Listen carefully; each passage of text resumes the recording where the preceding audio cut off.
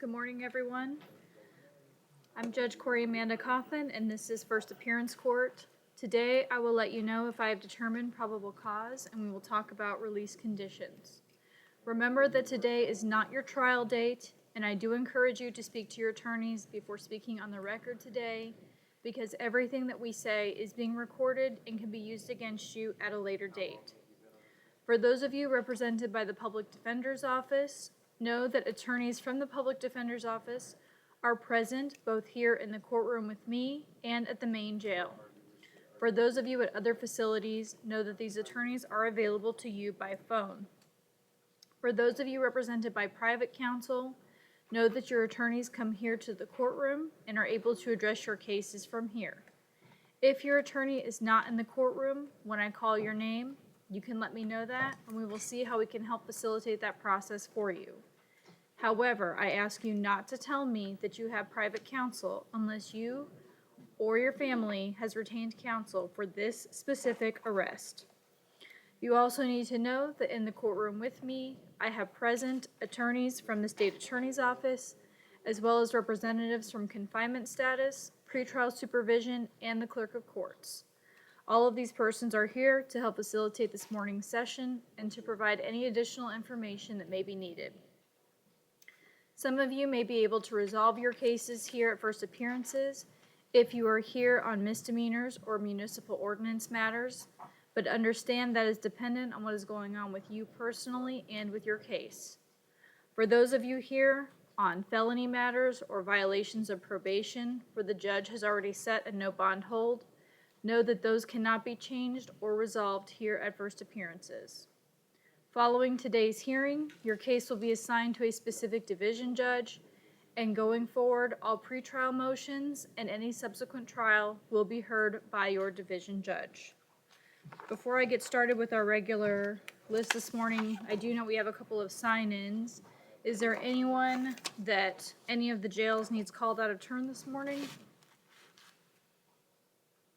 Good morning, Judge, not at main jail. Okay, all right, and then I just heard somebody from North Broward. Hey, Deputy. Good morning. Morning. Good morning. On page, I have a couple. On page 18, Port 2, Rakeem. Okay.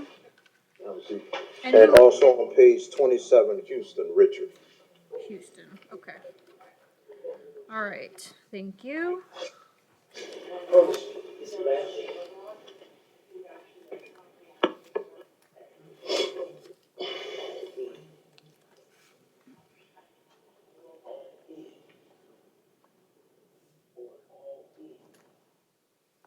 Thank you. All right. Good morning, Mr. Potu. Good morning, Your Honor. Mr. Potu, you're before the court this morning on 4 charges. These are each capiases. Count 1 is a traffic capias that relates to a charge for driving with a suspended driver's license. Counts 2, 3, and 4 are misdemeanor capiases, and those relate to charges for possession of cannabis, driving with a suspended driver's license, and failure to register a vehicle. I find probable cause, and I will hear from the parties at this time.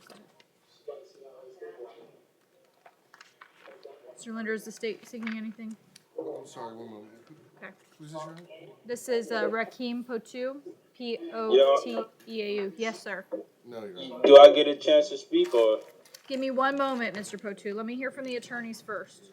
Yes, ma'am. No, All right. nothing from the state, Your Honor. Okay, thank you. And Mr. Miller?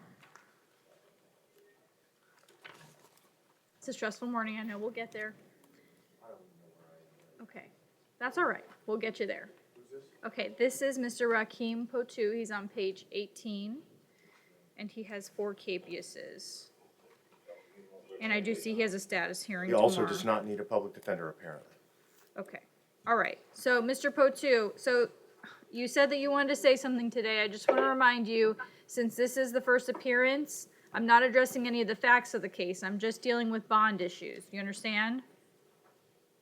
Yes, Your Honor, I understand. Okay. And I do see you have a status hearing with your division judge tomorrow morning. Do you know about that? No, ma'am. See, that's. Well, I don't know if I should speak, but I wasn't aware of that. Okay. All right. So right now, your division judge has set $500 bonds on each of these capiases. Since that has been set by your judge, I'm not gonna change those amounts.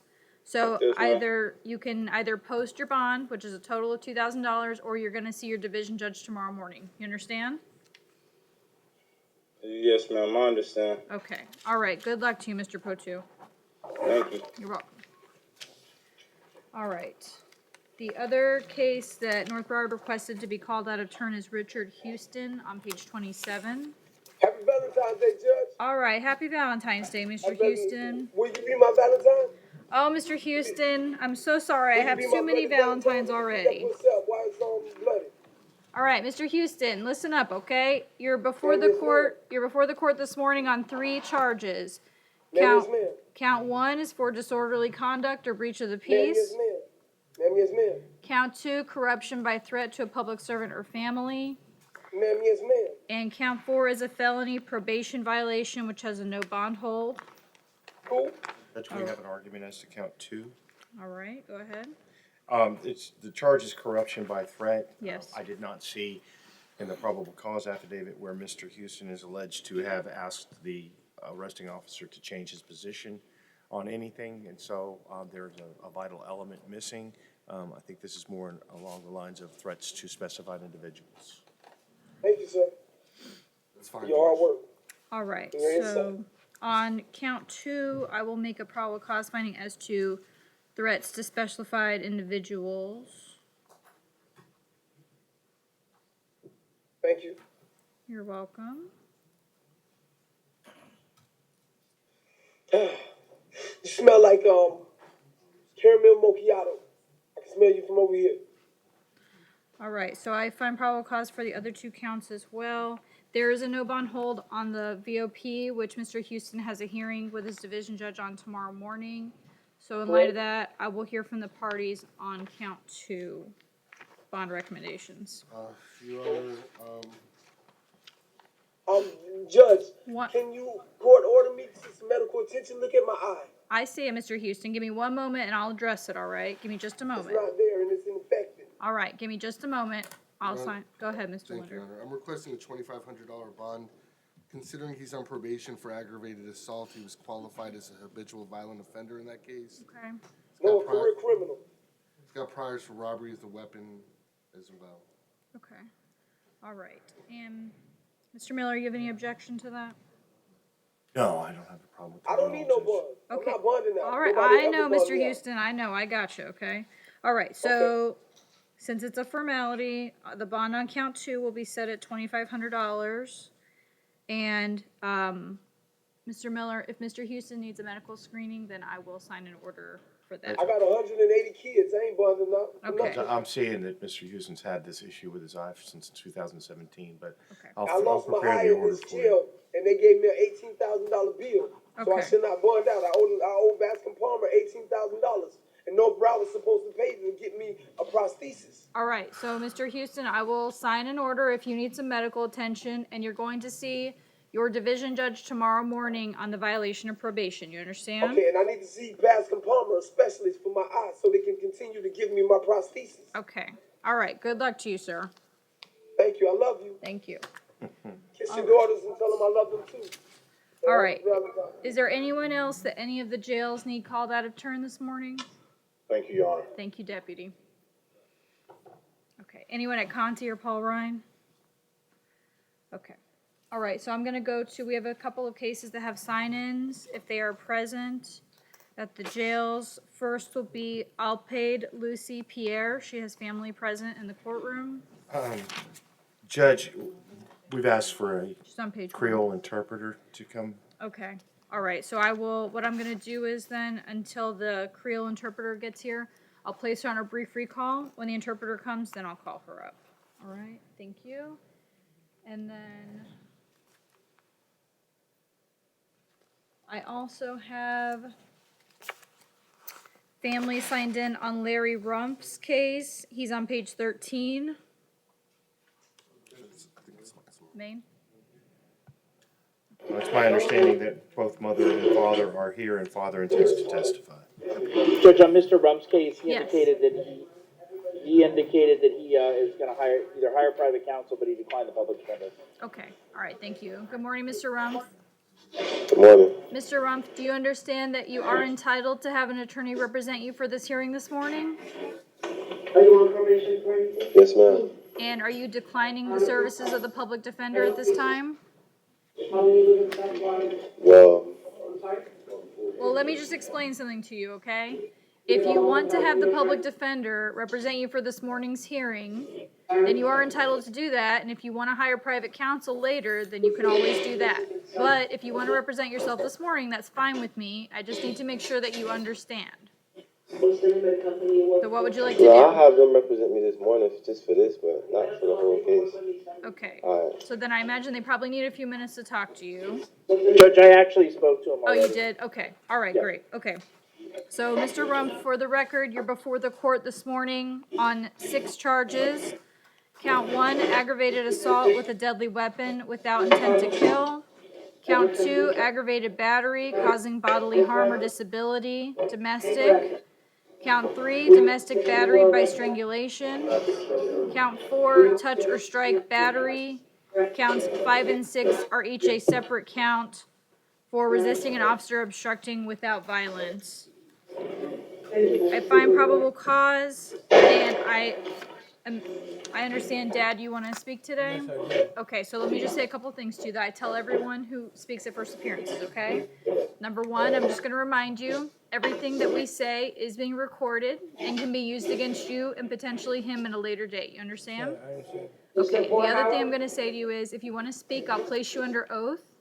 And then, once we proceed, I'm just going to ask you to speak into that microphone, because sometimes it's hard for them to hear you over at the main jail, okay?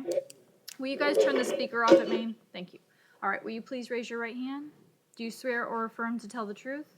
Yes, I do. And will you please state your name and spell your last name? Yes, Robert Harris, R-O-B-E-R-T, last name Harris, H-A-R-R-I-S. All right, thank you, Mr. Harrison. You can put your hand down. And what would you like to say today?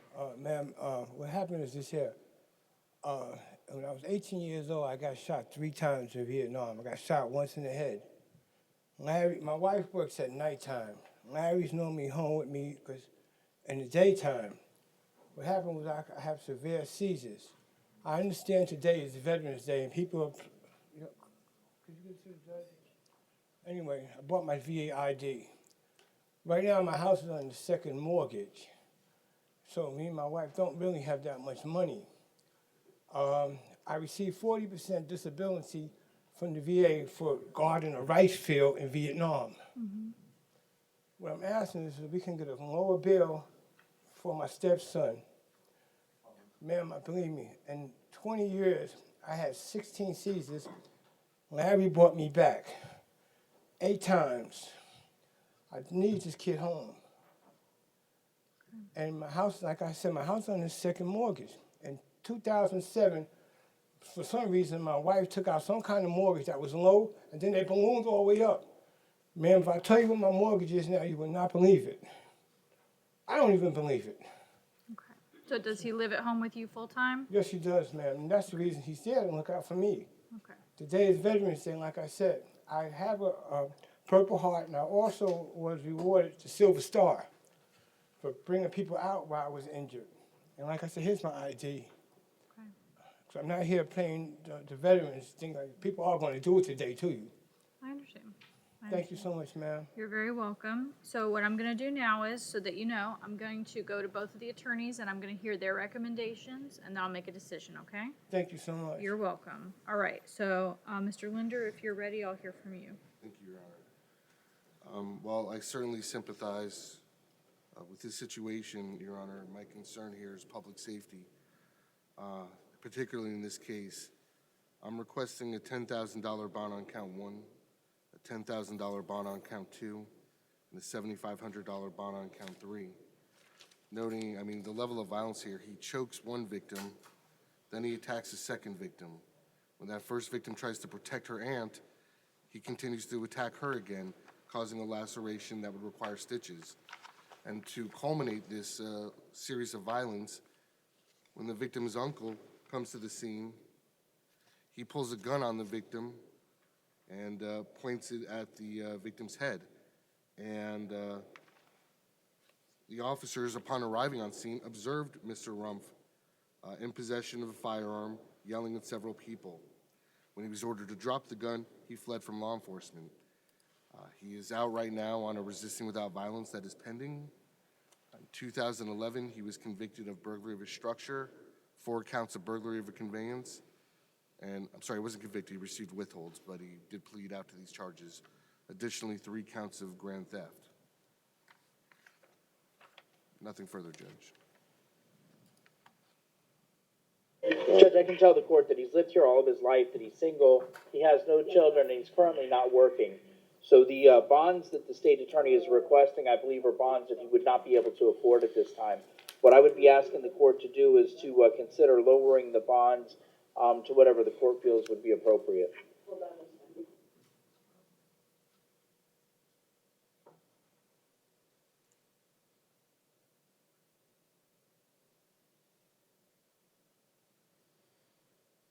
Well, I may be inclined to grant lower monetary bonds in exchange for placing him on level 1 GPS with pretrial, since he's not working and apparently his stepfather needs his aid.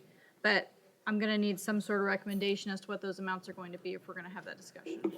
Judge, he would prefer to just bond out. He doesn't be placed on pretrial release. As long as he understands there's a possibility that those amounts will be higher in exchange for that. He understands, Judge. Okay.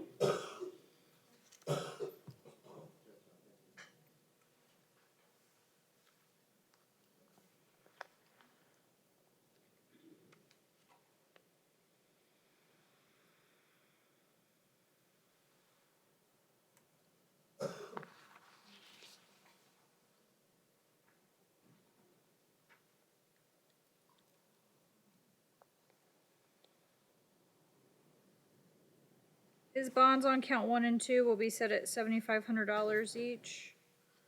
And the bond on count 3 will be set at $5,000. The standard bonds will remain in place on 4, 5, and 6. There will also be an order of no victim contact that relates to all of the alleged victims in this case. And there will be an order that Mr. Rumpf possess no weapons, firearms, or ammunition. Mr. Rumpf, so that you understand those orders, the no contact order means no being in the same place at the same time as the alleged victims.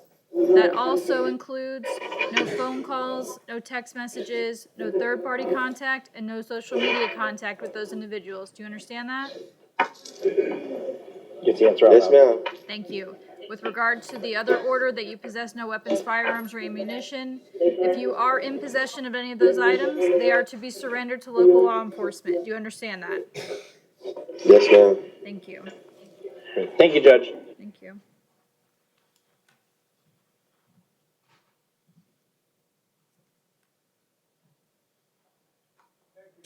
Your Honor, we have Thank a you, sir. Spanish and Creole interpreter here. I think Creole Okay. is just one case, Spanish there are several. All right, I'll take the Creole case first. Thank you very much. And Good luck that's to you, folks. Alpaid Pierre on page 1, and there is a gentleman here who wishes to testify. All right, I'll take that case first. Will you go ahead and give me the list for the Spanish cases so that I can take those out? I don't have a full list. I do know Orozco. Orozco? Someone, one moment, Judge. Okay.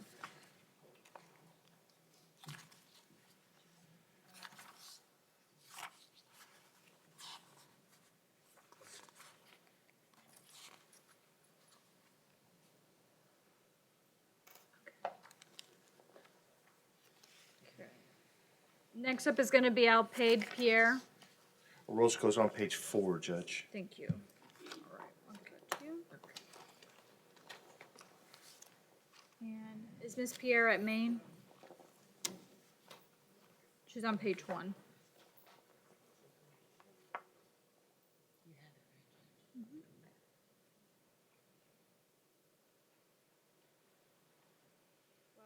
Waiting for someone to locate Miss Pierre. Do you swear or affirm to interpret from Creole to English and English to Creole to the best of your ability? I do. Thank you, Miss Sinaj. Judge, I'm sorry, what was the last name? Pierre. It's Alpaid Lucy Pierre. She's here, I'm sorry, Judge. Thank you. Yeah, they have that. All right. Good morning, Miss Pierre. Bonjour, Miss Pierre. Bonjour. Good morning. Miss Pierre, you're before the court this Miss Pierre, morning ou devant tribunal la matin on a charge for violation pour of yon an injunction for accusation côté que ou protection, de respecter injonction which pour is protection. which is domestic violence in nature. Et c'est pour injonction de violence domestique. I find probable cause. Nous jouons une cause probable. And sir, are you a family member? Monsieur, son familier, ex-husband. Okay. Are you here to observe or to speak? Ou là juste pour to speak. All right. I just want to remind you Juste voulais qu'on comprenne that everything that we say is being que recorded tout ça qu'on dit yon enregistré yo, and can be used against you and potentially heard at a later date. et yo capable utiliser ça contre vous même plus tard. You understand? Yes, I do. I do understand. I don't need an interpreter. Okay, I know she's interpreting so that Miss Pierre can understand. Thank Okay, so, sir, if you want to speak, I will swear you in, and then I'll have you Si vous voulez speak. parler, m'a faut prêter ça serment. Will you please raise your right hand? Levez mes doigts tout. Do you swear or affirm to tell the Est-ce que truth? serment pour dire la vérité? Okay, and I'm just gonna ask you to speak into the microphone that's in front of you. Parler sous microphone nan? Will you please state your name and spell your last name? Dis non. Joseph F. Dalger. Spelling is Dalger. Okay. All right, and Mr. Dalger, what would you like to tell us Monsieur today? Delbert, qui sont t'avait dit? It's been a long battle for me and my kids. There's a case of mental illness, and I want to bring it out to the court and let you know that's the situation, you know. And she needs assistance, she needs help, and I've been trying to the best I can to help her. Judge, we can't hear I don't anything over hear here. nothing. Okay. All right. What Mr. Dalger has said to me Ça, is Monsieur Delbert dit moi, that c'est que he believes this is a case of mental il illness, croit que cas ça son cas qui gen problème mental, and he wanted the court to be aware of et that. il te vle tribunal la connaît ça. And Mr. Dalger, is there anything else that you want to tell Est-ce que me? gen l'autre bagay ou t'avait dit, Monsieur Delbert? It's been hell, excuse my language, for me and my kids. And the situation get worse because my kids refuse to talk to her. And then she's not well. She's been diagnosed for many years with mental illness. And then even though we've been divorced for more than 8 years, I took her in my house. I let her stay without paying no fees. And then we've been having issues back and forth.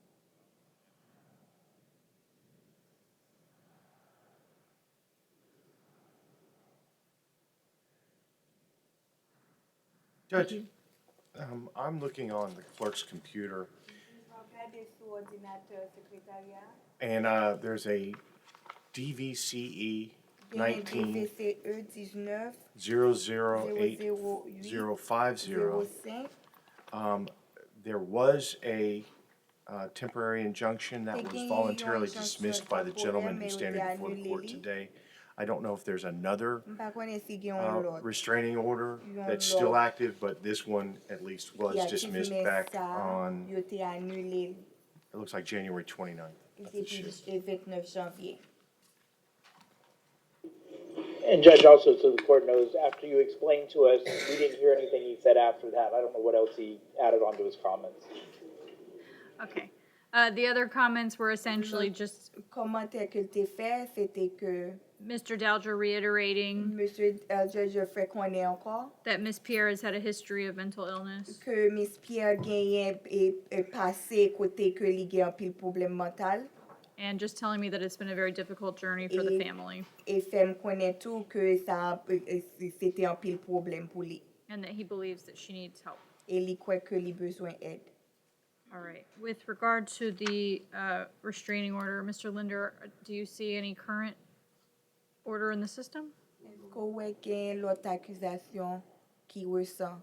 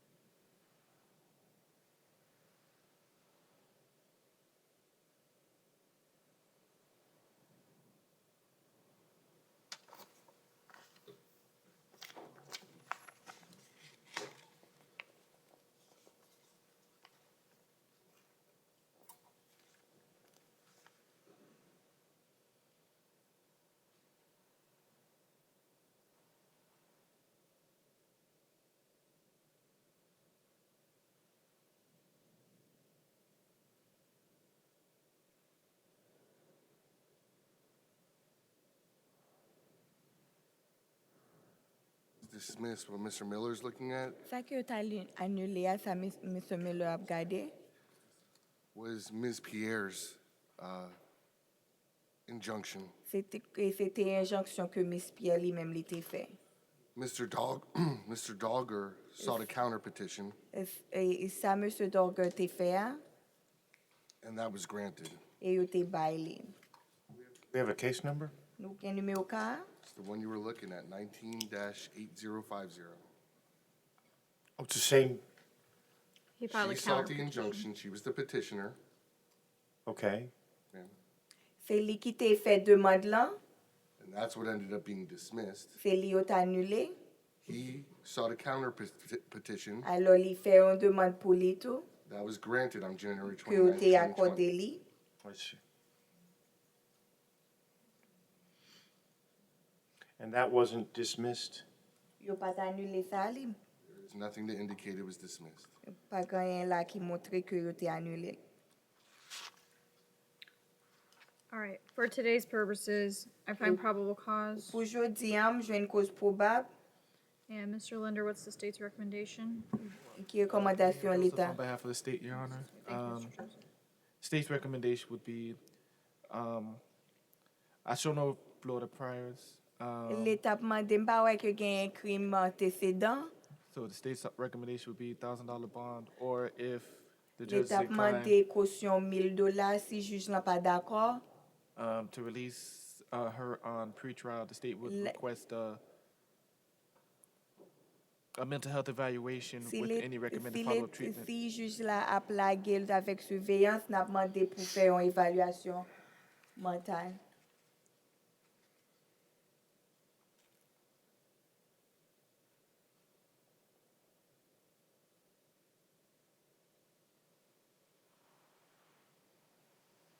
Is this case eligible for transfer to Judge Lerner Wren? Est-ce que cas ça li qualifié pour te transférer par juge le Noren et dommage non juge.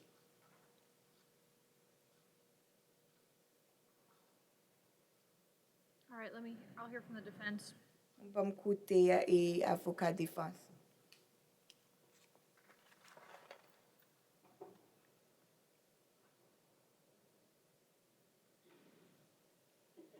Judge, I had an opportunity to speak to her. She speaks very broken English, so it's a little bit hard in the Juge m'te gen communication. opportunité pour parler ensemble avec elle, li parle anglais pas trop bon, alors difficile. What I've been able to gather from her is she's lived here 27 years. Ça me comprendre c'est que li habite ici depuis 27 ans. She is divorced and has 2 children that are teenagers. Li divorcé, li gen 2 petits moun adolescents. She has no money in the bank other than her taxes she should be getting back. So Li she'll pa have gen that l'argent money. nan bank la, men li gen tax kap vini. And she says that she worked at Walmart. Li di travay nan Walmart. And also she's retired, so she gets some retirement money. Alors, li pran pension li, alors li recevoir l'argent retraite. I'm waiting. So her financial ability is going to be very, very low Alors, at best. kapasite financière li pa an pil. I've tried to explain to her the pretrial release that the M'te state was talking explike about, li sa ke si yo te lage sou surveillance.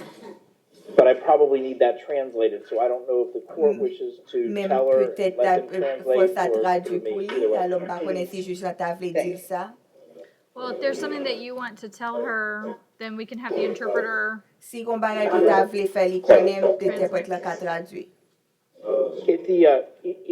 If you would prefer, instead of posting a bond, to Si be kon released ta to pretrial release, prefere en tan ke ou peye kausyon, you would have to report in, wap genyen pou ale, whether by phone or by in person, peut-être ou kapab gen pou rele, men fò ale, and you would have to follow all of the conditions they set out for you. al wè yon ofisye probasyon, et puis fò kapab suiv tout kondisyon ke yon mando pou suiv. If you don't prefer to do that, the Si judge que- can set a bond, Si ke ou pi prefere peye yon kausyon, and either yourself or a family member would have to post bond for you or a friend. se You have to pay it. Joseph, Joseph Daguet. Is the Joseph.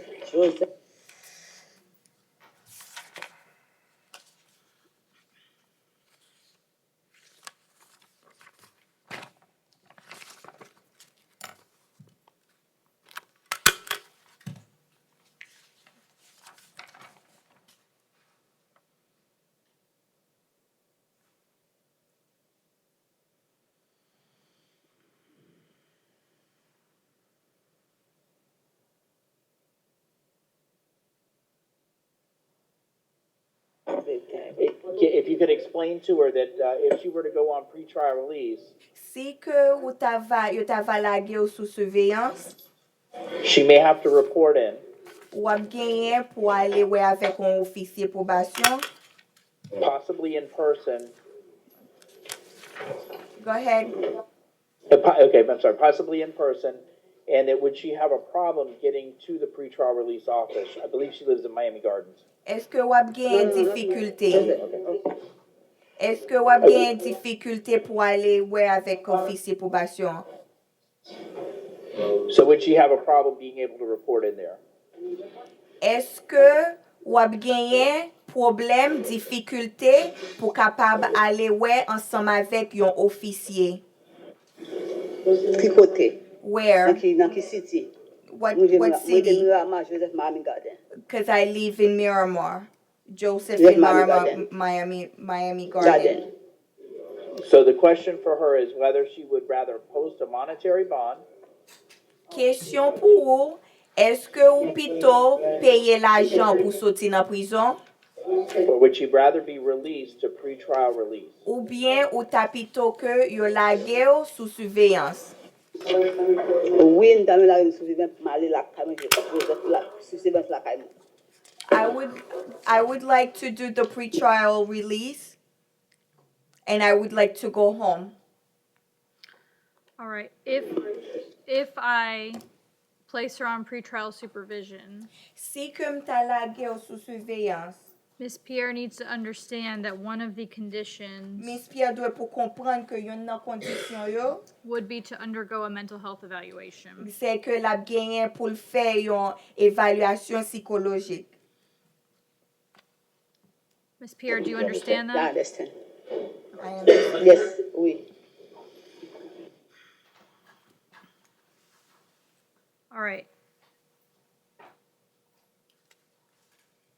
Based on what has been said today, An baze sou sa ke nou di jodi an, I want to make sure that Miss Pierre gets the medical attention that she may m need. vle asyre ke Miss Pierre resevoa atensyon e sante e mental ke li bezwen. Since there's no violence alleged in the allegations before me, Kom pa gen violans ke nan akuzasyon an, I think the best thing to do at this time m kwe sa ki pi e bon pou ta fe pou le Is- mouman. will be to release her to pretrial supervision Se lage li sou surveillance, and order that she undergo the mental health evaluation that was Et- discussed. e pi pase l'od pou fè yon evaluasyon sante mental.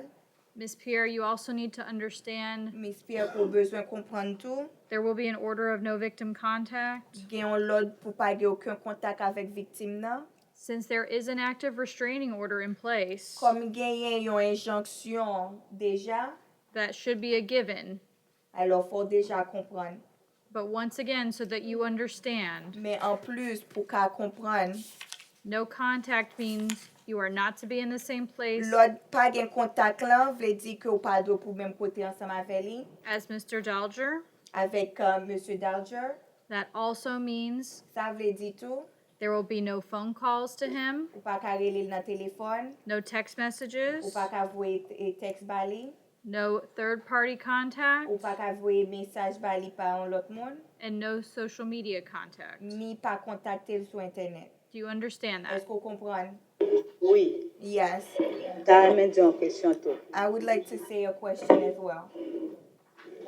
What is your question? Ki so gen pou pose? Mwen ta men kwen pou ki rezon Joseph rete Miami Garden, I would like to know why. Alex Dalger, Because Joseph lives in Miami Garden. Alex Dalger, Joanne Dalger, e mwen men. Maman Joanne Alex, ex-wife. Joseph, pour qui raison? Il prend maman avec madame, il met dans le même cas avec, s'il vous plaît. Pour quelle raison? Joseph prend maman, Marie la Claire Duke. Jacques Nelson Duke is the new wife at the same spot with me. Why don't put it with him while we got them? Please. Unintelligible, Your Pour Honor, qui but raison? from what the Joseph prend madame. interpreter is Pour gathering, qui Miss why Pierre, one moment. why is Joseph put his wife and kids in the same house as me instead of Miami Garden where he lives? That's what the interpreter gathered. Okay. All right, Mr. Dowdger, to confirm, you live in Miramar, is that correct? Monsieur Jalger, pour Mando, c'est Miramar habité? Oui, juge. Okay. I'm a little bit concerned with some of the things that Miss Pierre has said today. Ok, m'gen souci avec ça Miss Pierre dit jeudi an. I'm concerned as to whether she will have the ability to report to pretrial as I've instructed her. Alors, m'pa konnen ke si la kapab ale alwe avec officier probation, jan ke m'passe l'od la. So at this time, I'm going to set her bond at $1,000. Alors, pour le moment, m'a mette pour un caution $1,000. My no victim contact order will remain in effect. L'od m'passe pou pa ge kontak ak victime nan toujou la. And I realize that I cannot directly transfer her case to mental health court. M'kompren ke m'pa gen pouvoi pou m'transfere ka bay tribunal santé mentale. But I would strongly suggest that her attorney on file, Men m'a suggere pou avoka li, if she has one, si ke li gen yon avoka, be notified that she may be in need of some mental health treatment. pou fel konen ke li bezwen tretman santé mentale. And that will need to be addressed with her division judge. Fò yo pale avèk juge division li. All right, good luck, Miss Pierre. Bonne chance, Miss Pierre. Good luck, Mr. Dowdger. Thank you. All right. Is there anyone else? Eske gen lot moun ki bezwen interprète kreol? No other? Okay. All right, Miss. Bada bing. Thank you. Thank you, Miss St. My Ange. pleasure, Your Honor. All right, I will go to our Spanish interpreter cases now. The first up will be on page 4, Adriana Orozco. 4, Your Honor. Thank you. And for my interpreter, raise your right hand. Do you swear or affirm to interpret from Spanish to English and English to Spanish to the best of your ability? Yes, I swear. Thank you. All right. Good morning, Ms. Orozco. Buenos días, señora Orozco. No tengo nada que decir I have nothing sin un abogado. I have nothing to say without an attorney. Ms. Orozco, you don't need to say anything. You need to listen. Señora Orozco, usted no tiene que decir nada, solamente debe de escuchar. You are before the court this morning on one charge Usted está delante del tribunal esta mañana con un cargo of trespassing on an unoccupied structure or conveyance. de entrada ilícita en una estructura no ocupada o un transporte no ocupado. I find probable cause, Encuentro que ha habido causa probable. and I will hear from the attorneys with their recommendations at this time. Ahora escucho de los abogados acerca de la recomendación en este momento. Your Honor, based on the language difficulty, I did not interview Ms. Orozco. Basada en la dificultad del idioma, no pude entrevistar a la señorita Orozco. I do see that she has a limited contact with the justice system. Tiene un contacto limitado, puedo ver, con el sistema judicial. And while this is a charge that can sometimes be resolved, Y mientras que a veces este es un cargo que a veces se puede resolver, it is entirely up to Ms. Orozco whether she wishes to do so. queda en las manos de la señorita Orozco completamente para decidir si lo quiere hacer o no.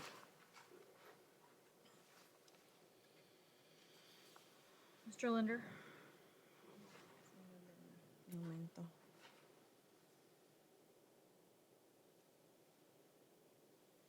Necesito un abogado.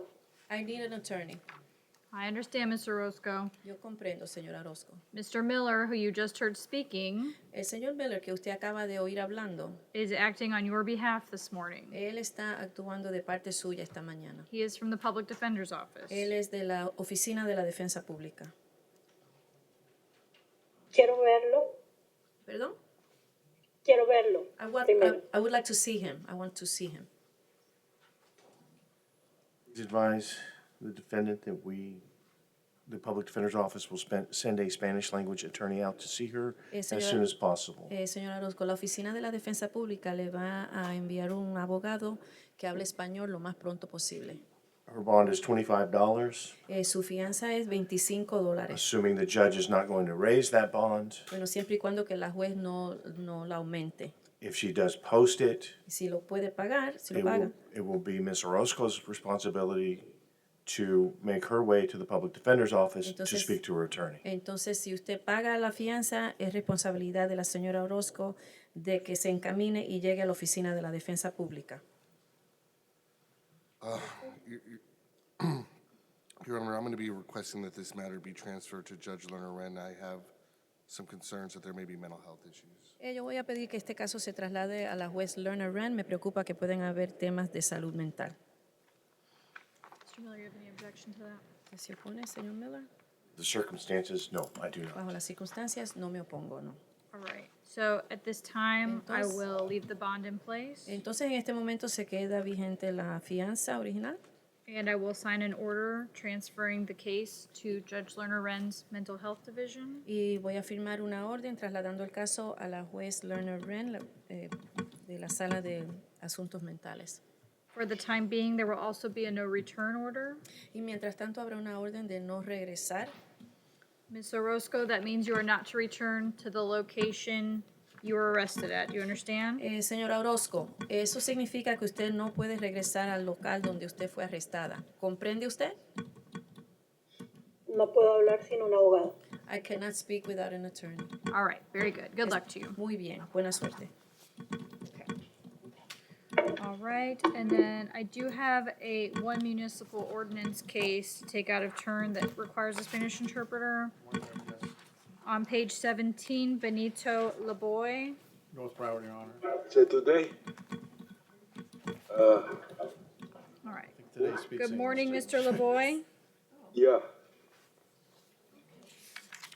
Judge, morning. I'm sorry, Mr. Plant. I have concerns, which is, Yo oyeron. it may be, so Judge, I was here with him before yesterday. Yes. He wasn't answering English or Spanish. Oh, He okay. thought he needed Spanish. Sir, do you know where you are today? Mr. Laboy, do you speak Spanish or do you speak English? ¿Habla inglés, señor Laboy, o I español? speak Spanish too. Spanish. Okay. Can you hear the interpreter? ¿Usted oye la intérprete? Spanish. Mr. Laboy, do you know where you are this morning? You like clase Spanish? Mire, señor Laboy, ¿usted sabe dónde se encuentra usted esta mañana? ¿Qué dice? ¿Usted sabe dónde está esta mañana? ¿Usted? Sí. Yes. Estaba. All right. Can you hear us, sir? Maybe it's that. I've already tried yesterday, today. Okay. I think we should transfer him. Okay. All right. So, since I have you here, Mr. Plant, acting on his behalf, I'm going to make a probable cause finding. This is a capias.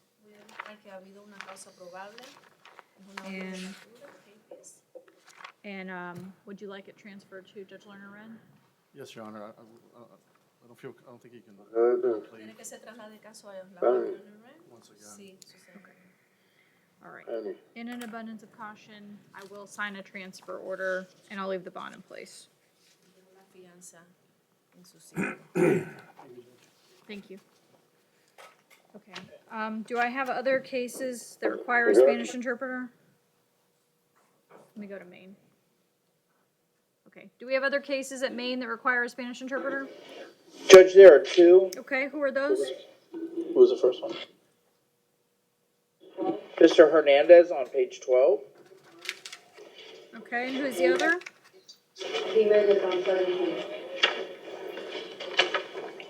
He declined the public defender. Hold on. Is there another one besides him? I just want to pull them out. Oh, I'm sorry. On page 17. Page 17, Jimenez. Jimenez. Okay. It's Perez Jimenez. He also declined the public defender. All right, thank you. Thank you, Judge.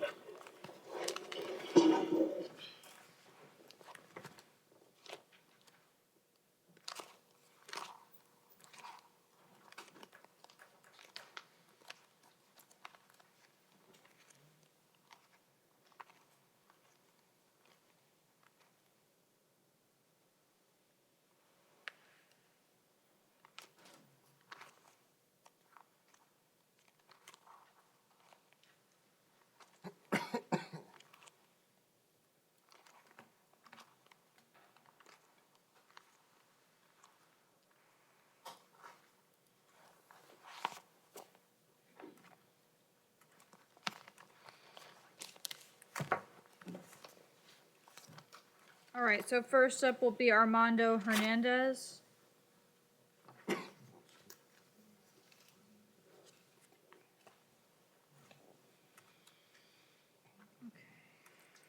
And will somebody please turn the speaker on for Mr. Hernandez? Thank you. Good morning, Mr. Hernandez. Buenos días, señor Hernández.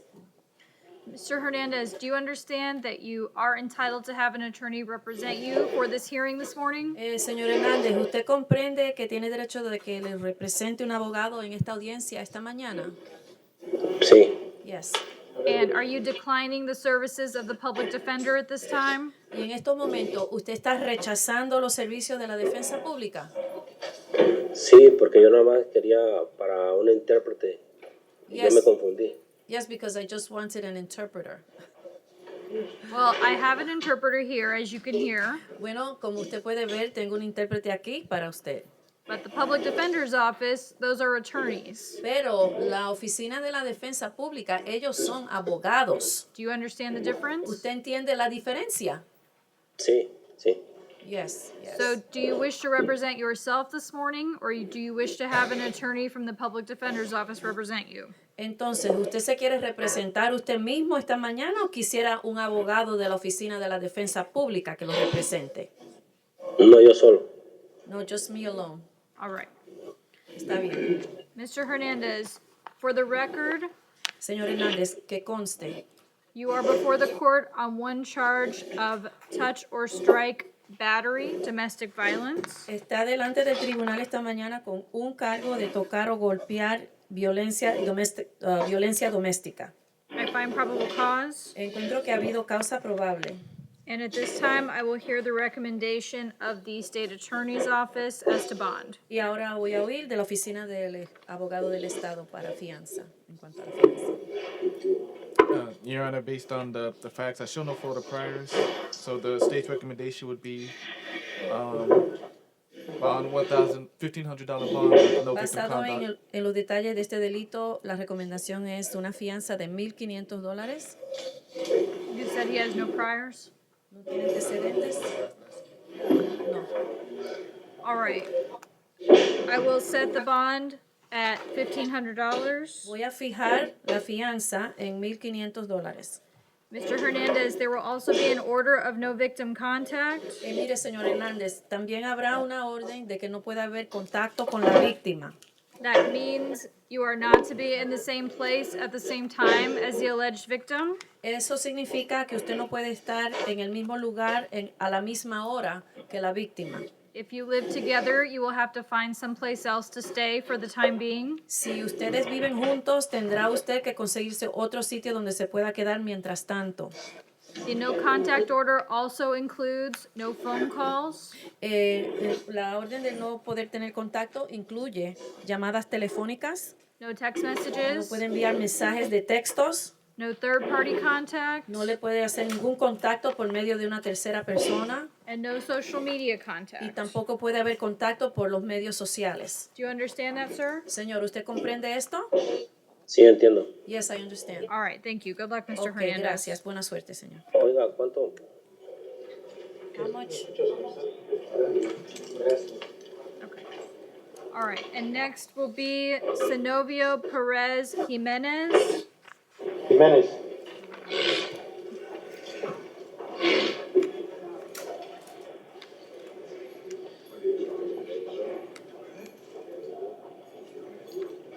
Good morning, Mr. Mr. Perez Jimenez. Buenos días, señor Pérez Jiménez. Buenos días. Good morning. Buenos días. Good morning. You are before the court this morning on 2 traffic capiases. Señor, está delante del tribunal esta mañana por 2 órdenes de captura por el tráfico.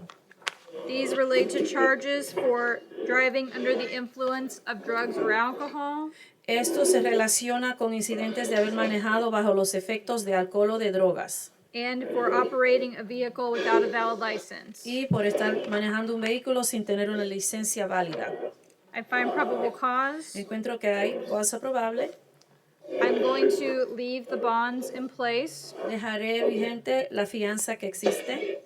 The total bond for the 2 charges is $2,000. La fianza total para los 2 cargos son $2,000. And Mr. Jimenez, you have a hearing before your division judge tomorrow morning. Y señor Jiménez, usted está programado para tener una audiencia delante de la juez de su división mañana por la mañana. Good luck to you, sir. Buena suerte, señor. Okay. All right. Is there anyone else at Maine that requires a Spanish interpreter? Not that I'm aware of, Judge. All right. Is there anyone at Paul Ryan, Conti, or North Broward that requires a Spanish interpreter? Okay. All right. Thank you very much. All right. And let me go ahead, since Mr. Plant is still with me, I'll go ahead and address our other 2 MO cases. If they are present, on page 16, Byron Poindexter. Your Honor. Is he at Maine? Yes, Your Honor. Main Joe. Thank you. All right. Good morning, Mr. Poindexter. Good morning, Your Honor. You are before the court this morning on 3 charges. Count 1 is a municipal ordinance violation for possession of drug paraphernalia. And counts 2 and 3 are also municipal ordinance violations. Those relate to charges for petty theft and possession of drug paraphernalia. Yes, ma'am. I find probable cause. I do have Mr. Plant, who is your attorney for this morning, present with me in the courtroom. And Mr. Plant, what are we doing with Mr. Poindexter's cases? Judge, he has court tomorrow based on the probable cause. It's better if he goes to division. I'm sorry, say that again? It's better if he went to division, I think. Go to division? Based on the probable cause. Okay, He has court tomorrow. I do see that Mr. Poindexter has a hearing tomorrow morning in front of his division judge. All right? We can resolve tomorrow, sir. Okay, so Mr. Poindexter, what Mr. Plant is telling me is that it will be better for you to address this with your division judge. So I'm going to leave the bonds in place right now, and you're gonna have a hearing tomorrow morning in front of the division judge, all right? I can't resolve it today? Mr. No Plant? way? Yes, Judge, I think we There's can do no a way to withhold, resolve it but today? absolutely no return to the place in question. I'm sorry? He has to understand he is not to return to a hospital.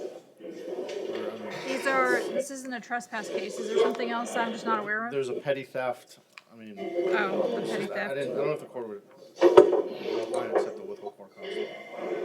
He had a warrant for petty theft, and then he's arrested.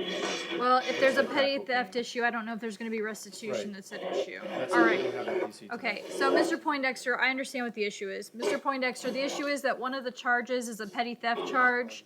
I don't know if there's any restitution that the alleged victim is gonna be claiming. So that is something that will have to be dealt with your division judge. You'll be seeing them tomorrow morning, so you'll know tomorrow morning if you can resolve it or not, all right? All right. All right, good luck See to you, tomorrow, sir. All right. Okay. All right, and next will be Christopher Davis on page 17. Christopher Davis.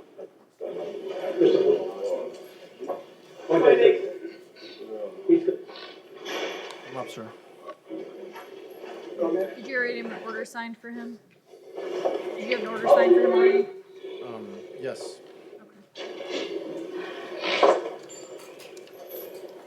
He had two orders.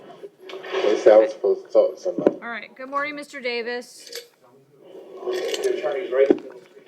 Mr. Davis, you are before the court this morning on a misdemeanor capias. This is a municipal ordinance violation for possession of a controlled substance. I find probable cause, and Mr. Plant, who is acting as your attorney this morning, is present in the courtroom with me. And Mr. Plant, what are we doing with Mr. Davis's Your Honor, he case? indicated he wanted to accept adjudication withheld. It's a withhold of adjudication and court costs? Yes, Your Honor. It's an old case that he's been Okay. reset for. Oh, I do see that, that's old. All right, so Mr. Davis, if you want to resolve the case today, the city's offer would be, yes, sir.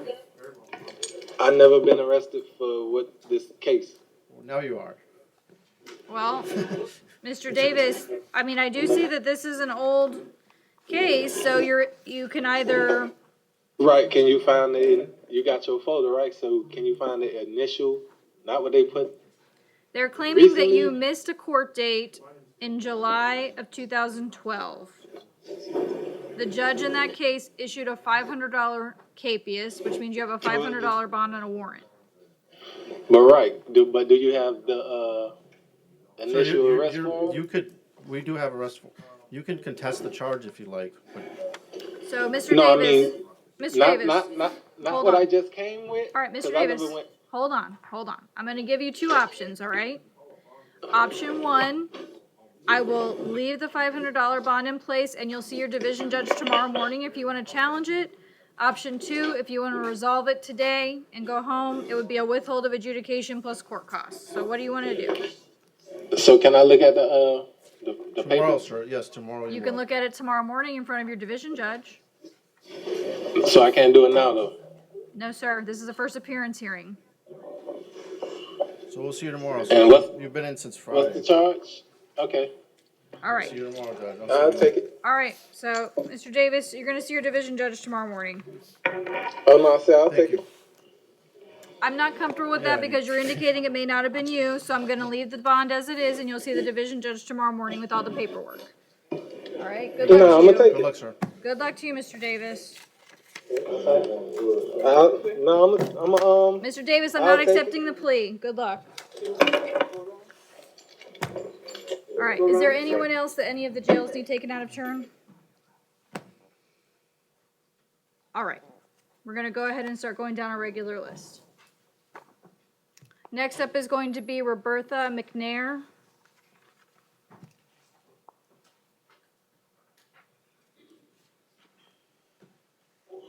Main jail, Judge. Thank you. Oh, yeah, she was at North Broward, but she was sent downtown.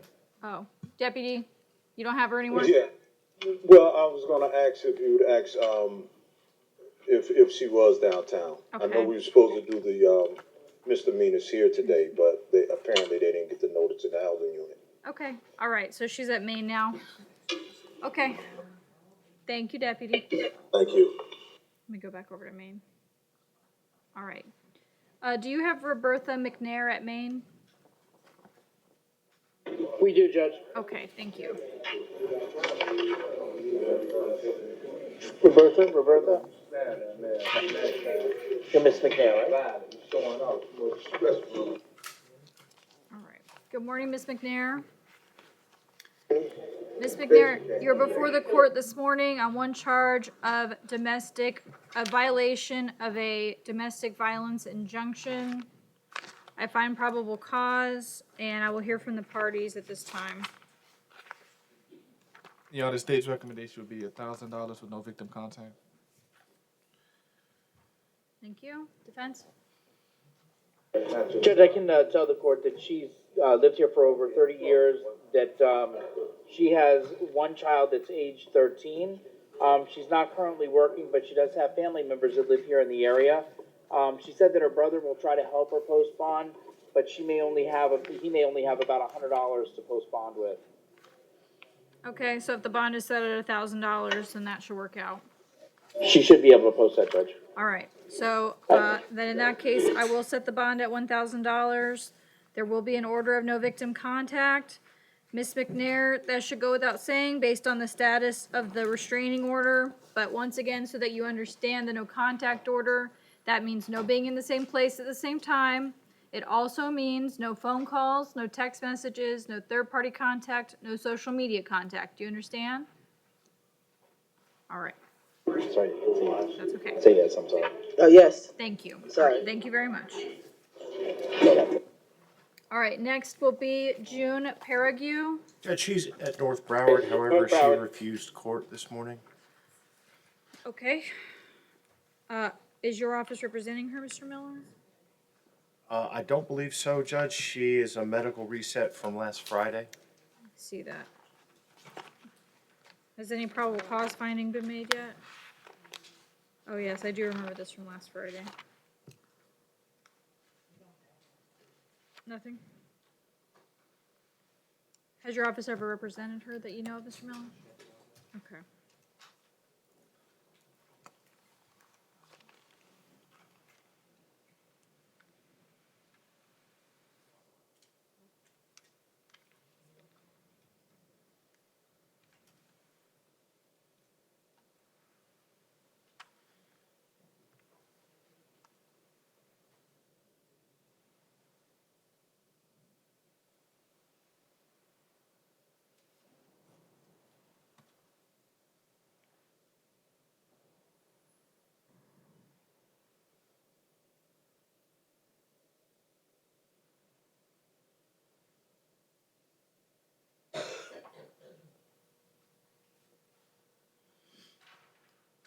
Your Honor, it looks like we represented her back in 2012 for a couple of misdemeanors. Since then, we have not represented her. All right. Well, here's what I'll do. Since it's been some time since you represented her, I'm going to, since she's been reset from last week, I'm going to make a probable cause finding, and I'll just order that she be reset for bond. Since this is a misdemeanor domestic violence case, she'll be reset for bond in front of Judge McHugh. Thank you, Judge. She can sign this up in Judge McHugh's courtroom. All right, thank you very much. Next will be Delia Lopez. North Broward. Okay, good morning, Ms. Lopez. Ms. Lopez, you're before the court this morning on 2 charges. Count 1 is for battery on a person 65 years of age or older, and count 2 is touch or strike, battery, domestic violence. I find probable cause, and I'll hear from the parties at this time. Your Honor, I'm seeking I see no history. I'm, excuse me, seeking a $2,500 bond on 1, $1,000 bond on 2, no victim contact. All right, thank you. Mr. Miller? Okay, so Ms. Lopez is a 20-year resident of South Florida. She's been living at her current address for the past 4.5 years. She is retired. Her phone and wallet apparently were left at the hotel. Just prior to this arrest, she has no ability to call anyone. She has no ability to self-bond. I'm asking the court, because of her limited contact, I don't see that this is a particularly heinous case. It seems like that it's more of situational than intentional. And I would ask the court to consider pretrial release for her. I don't know that I would agree. Allegedly hitting a 71-year-old in the head with an empty wine bottle, causing a 1-inch laceration.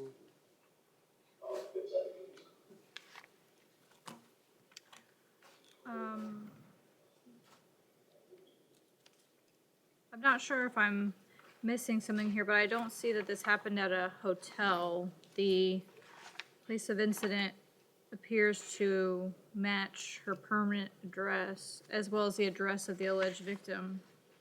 It is a hotel, Okay. yes.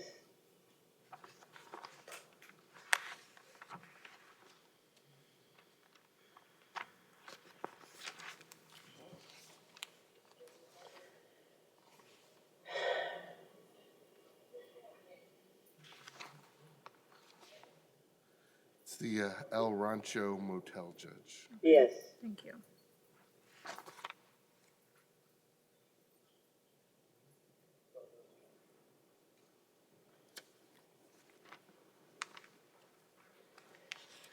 All right, well, based on the circumstances, I'm not comfortable with just releasing her to pretrial.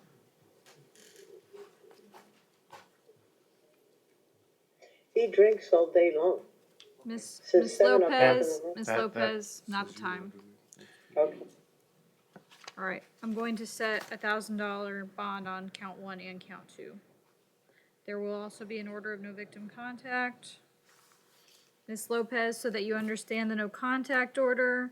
That means no being in the same place at the same time as the alleged victim. That also means no phone calls, no text messages, no third-party contact, no social media contact. You understand? Yes, All right, thank you very much. Good luck, ma'am. thank you.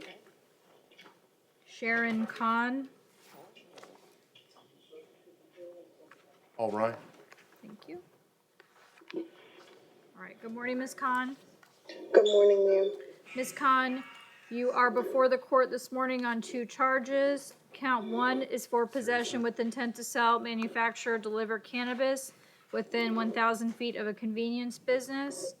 Count 2 is a county ordinance violation for open container. I find probable cause, and I will hear from the parties at this time. Your Honor, I'm going to ask that the bond be kept in place. I'm showing that Ms. Khan has 2 cases that are currently pending in Judge Lerner Wren's division from last year. Okay, I have a moment, Your Honor. go ahead.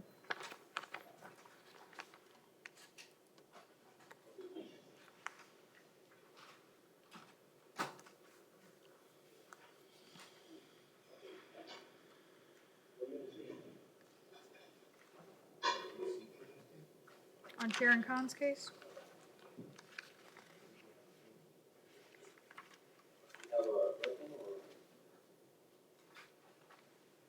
Do we have an extra copy of that for Mr. Miller, please? I just asked them to give you an extra copy.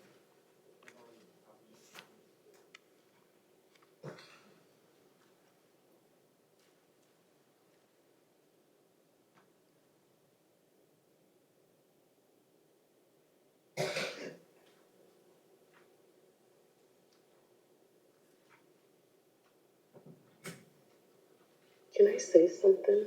Ms. Khan, just wait one moment, all right? Mr. Miller is acting as your attorney this morning, so I want to hear from him first, okay? Yes, ma'am.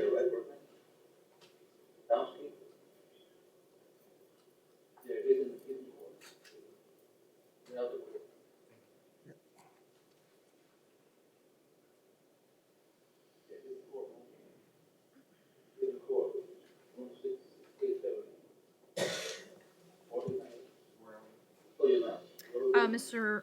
Linder is requesting that the $5,000 bond remain in place because she has 2 open cases that are currently pending before Judge Lerner Wren.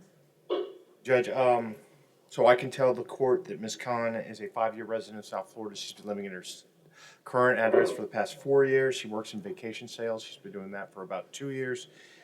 She's going to rely on family and friends to bond her out. She says she thinks she can afford a $2,000 bond, and so that's what we're requesting. Well, based on the circumstances of today, I'm not going to take any action to revoke her bond in the other 2 cases, but in light of that, I am going to leave the $5,000 bond in place in this case. Thank you, Your Honor. All right, thank you. Good luck, Ms. Khan. Thank you. Okay, next will be Doris Van Tool, excuse me. I apologize, Ms. Van Tool. Good morning. All right, good morning. You are before the court this morning on 2 charges. Count 1 is an out-of-county felony hold that's out of Miami-Dade County. And count 2 is a felony violation of probation, which has a no bond hold on it. I find probable cause. And Ms. Van Tool, you'll be having a hearing before your division judge to address the violation of probation tomorrow morning. All right? Okay. Good luck to you, ma'am. Thank you. You're welcome. Geraldine Quiros. Main jail. Thank you. Good morning. Good morning, Ms. Quiros. You're before the court this morning on 2 charges. Count 1, battery causing bodily harm. Count 2 is child abuse without great bodily harm. I find probable cause, and I'll hear from the parties at this time. Come on. One moment, Judge. Okay.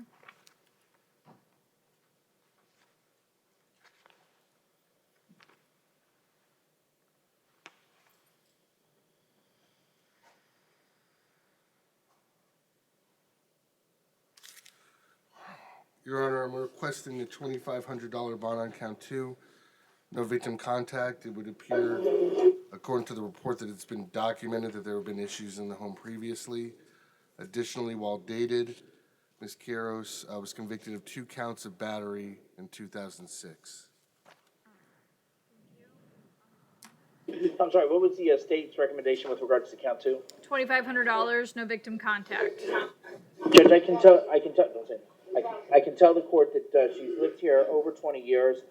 She's single. She does have 2 children that are aged 14 and 11. She works in a doctor's office. She's been working there for approximately 1 year, so she has a decent job. She indicated that her mom and sister will likely help her to post bond. I'm not sure that she can post the $3,500 bond, though. I would ask the court to consider something less, like maybe $1,000 on count 1.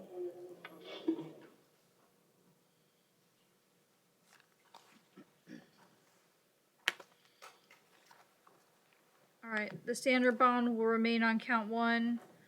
On count 2, the bond's going to be set at $1,500. There will be an order of no victim contact that relates to both alleged victims. In this case, I believe they're both children of Ms. Quiros. Ms. Quiros, the no victim contact order means no being in the same place at the same time as these individuals. It also means no phone calls, no text messages, no third-party contact, no social media contact. Do you understand? That's my stepdaughter. My stepdaughter showed up at my house. Ms. Quiros, My I need daughter- to know, do you understand the no contact order? Yes, ma'am, but that's not my other one's not my daughter. All right, well then your stepdaughter and your other daughter, you will not have Okay. any contact with them, you understand? Okay. All right, Yes. thank you. Brittany Rossi.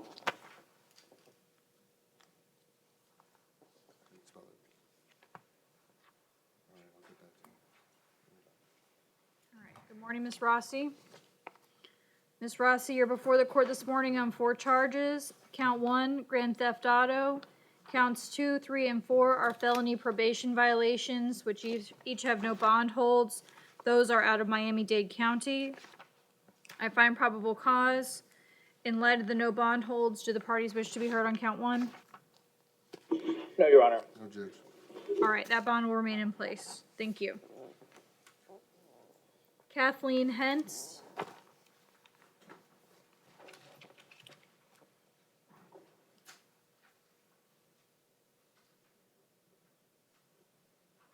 And Your Honor.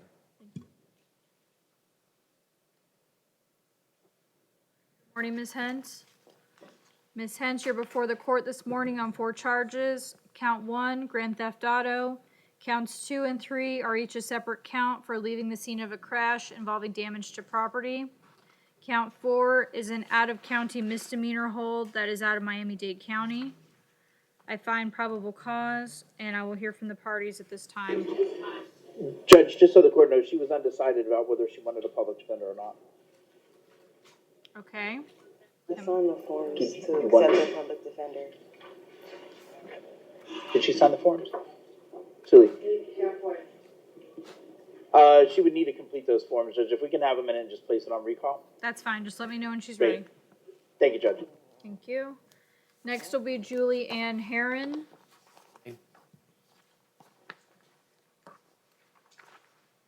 North Broward.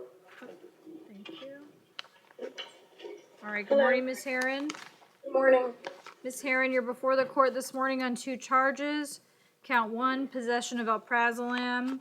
Count 2, disorderly intoxication in a public place causing a disturbance.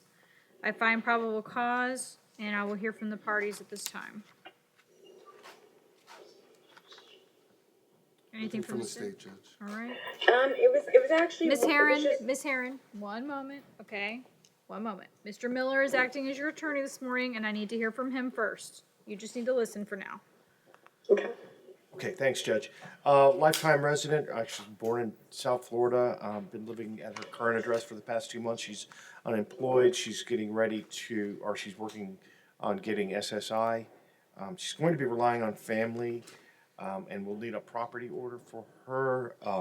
But I would ask the court, based on the fact that this is a nonviolent charge, If the court would consider pretrial with a mental health evaluation.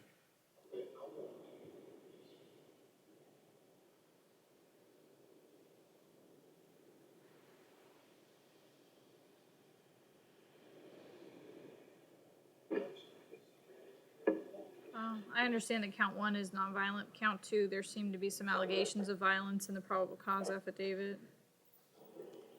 And, Your Honor, she did have a prior involving violence from 2015 out of Brevard County, battery on a person 65 years of age or older, and domestic violence battery. All right.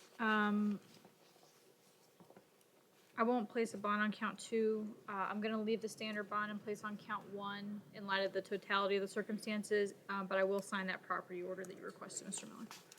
All right. Thank you. Good luck, Ms. Herron. Thank you. Okay, next will be Sharon Shepard. She refused to attend, Your Honor. Okay. Mr. Miller, is your office representing Ms. Shepard? I see she's got, it's mostly violations of pretrial that she's got. There's just one petty theft charge that she needs to be magistrated on. Yes, ma'am. You are? All right. Do you want to waive her appearance? Okay. Well then, I find probable cause, and the only issue that needs to be addressed is count 1. So, do you want to address that in light of the no bond holds that she's got? No, Judge Forth can deal with this when she makes her way to his courtroom. Okay. All right. So I will leave the bond in place on count 1. All right. Thank you very much. Next will be Abby Wesby. Wesby's at North Broward and has refused. Okay. Are you representing her in this case? It's an ad charge. One moment, Judge. Okay. Sorry.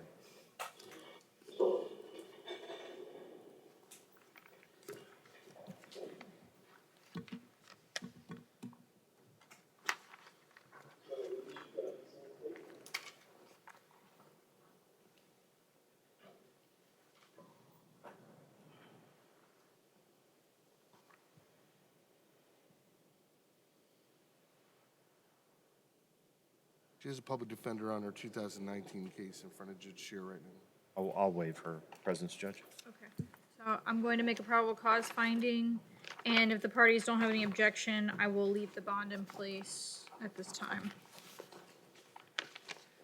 Okay. Next will be Laura Shapiro. All right. Good morning, Ms. Shapiro. Good morning. Ms. Shapiro, you're before the court this morning on 3 charges. Count 1, burglary of an occupied dwelling, unarmed. Count 2, first degree petty theft. Count 3 is grand theft auto. I find probable cause, and I'll hear from the parties at this time.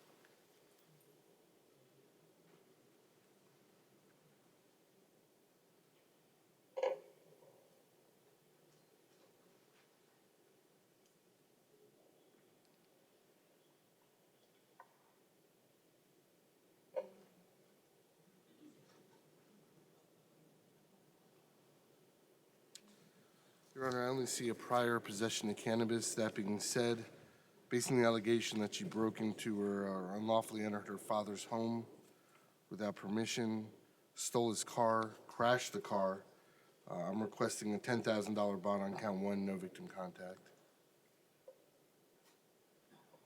Thank you. Mr. Miller? Well, Judge, she is a lifetime resident of South Florida, 5 years at her previous address, I suppose. Her father supports her. She is unemployed. She's hoping that she can convince friends to post her bond. That being said, she cannot afford the bond as currently set. She reports that she is a registered voter. In light of the fact that this seems to be a family issue, and no prior contact or no prior felonious contact with the justice system, I would ask the court to consider pretrial release for her, as long as she can provide a verifiable address. She's not eligible for release to pretrial based on a burglary of a dwelling.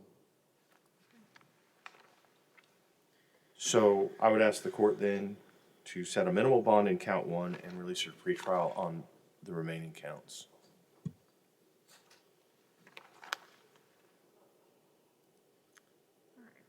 Based on the allegations and probable cause affidavit, I would characterize it as more than a family matter. It seems that Ms. Shapiro may have some underlying issues that need to be addressed at a later date.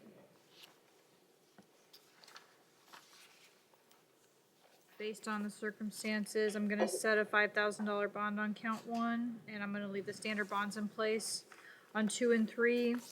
There will be a no victim contact order as well as a no return order. Ms. Shapiro, so that you understand those two orders, that means that you are not to have any contact with the alleged victim, which I believe is your father. That means no being in the same place at the same time. That also means no phone calls, no text messages, no third-party contact, and no social media contact. Do you understand? Yes. The no return order also means that you are not to return to the residence this occurred at. Do you understand that? Yes. All right, thank you. And so it's a $5,000 bond? It's going to be a $6,100 total. There's 3 charges. Okay. All right? Thank Okay, you. thank you. Good luck. Next will be Scott Jonas. In jail. Thank you. Oh, no. Is this one of yours? It went out. Let me see if the feed is. I still have Paul Ryan. I have Conti. I have North Broward. I don't have Maine. Can someone call Craig for me, please? I can address the others.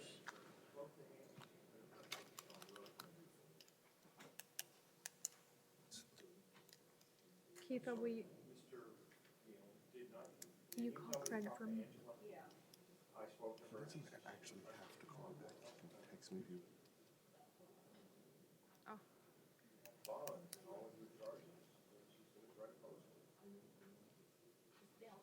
It's just Maine right now. All right, I'm gonna go off the record just briefly so that I can make sure we address it.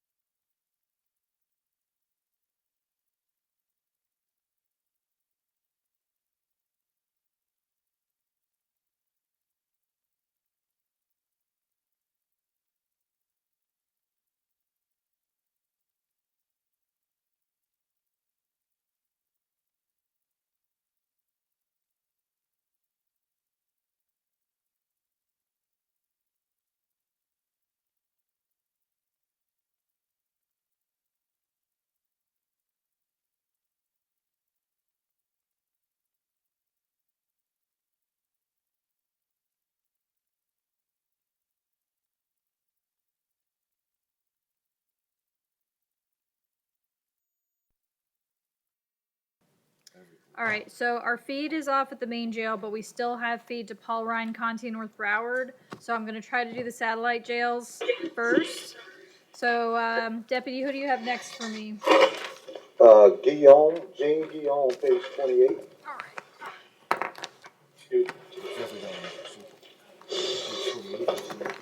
Okay. All right. Good morning, Mr. Guillaume. Good morning, Your Honor. You're before the court this morning on 3 charges. Counts 1 and 2 are each a separate charge for criminal mischief over $1,000. And count 3 is for resisting an officer obstructing without violence.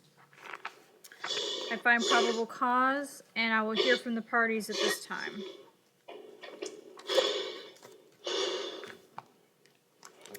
State at this time. Okay. Judge, Mr. Guillaume believes that his girlfriend, who I spoke to earlier, is going to have trouble posting this bond, so we're seeking pretrial release for him. He's a lifetime resident of South Florida, 12 years at his current address. He works in day labor. He's been doing that for about 3 months. He does have a place to stay. Once he is released, and as I said, I've spoken to the girlfriend. She's going to try, but he believes she's going to be unable to post these bonds. Your Honor, I don't know that Mr. Guillaume is a good candidate for pretrial. I have to go through them, but so far through CCIS in the state of Florida, and this would be entirely out of Dade County. I'm showing 59 entries in CCIS. Let's see. I don't want you to go through all of those on the record this morning. No, I wasn't planning on that.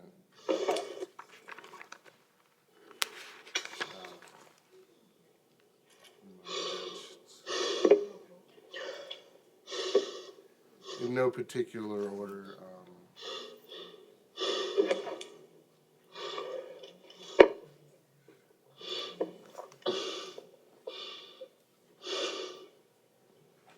Sorry, 2012 robbery, carjacking, battery on a police officer, leaving the scene of an accident.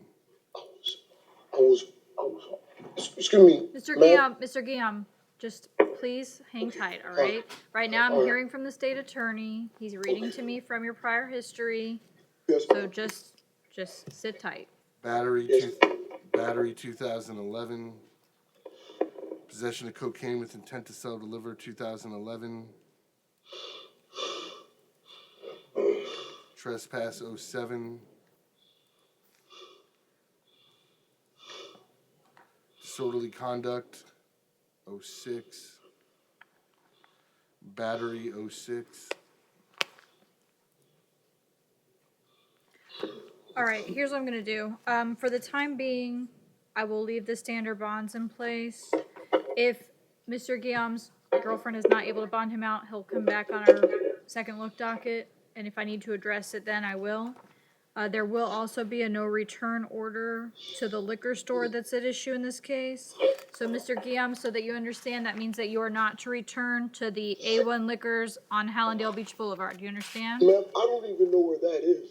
Okay. Well, the address is... Okay, I don't want you to talk about the facts of the case. Don't do it, okay? Yes, ma'am. I'm just dealing with the bond and release conditions. If you need to talk about the facts of the case, then make sure you talk to your attorney about it, all right? All right. Good luck to you, sir. Excuse me, ma'am, how much is the bond? The total bond is $1,100. Okay? Okay. Ma'am, there's no way you could lower it, please? Not today, Mr. Guillaume, not today. All right? Good luck to you, sir. Okay. All right. Okay, Deputy. That's the last case that I have, Your Honor. Okay. However, we did have Darwin Mingo on page 27. Mr. Miller, after he spoke with you, Yes. he got very upset. So, and he did the same thing yesterday. He came down, he spoke with the attorney, he got upset, and we had to take him back. Okay, on Mr. Mingo's case, me I check, see Judge. that this is an ad charge, so maybe we won't have to reset them. We'll see.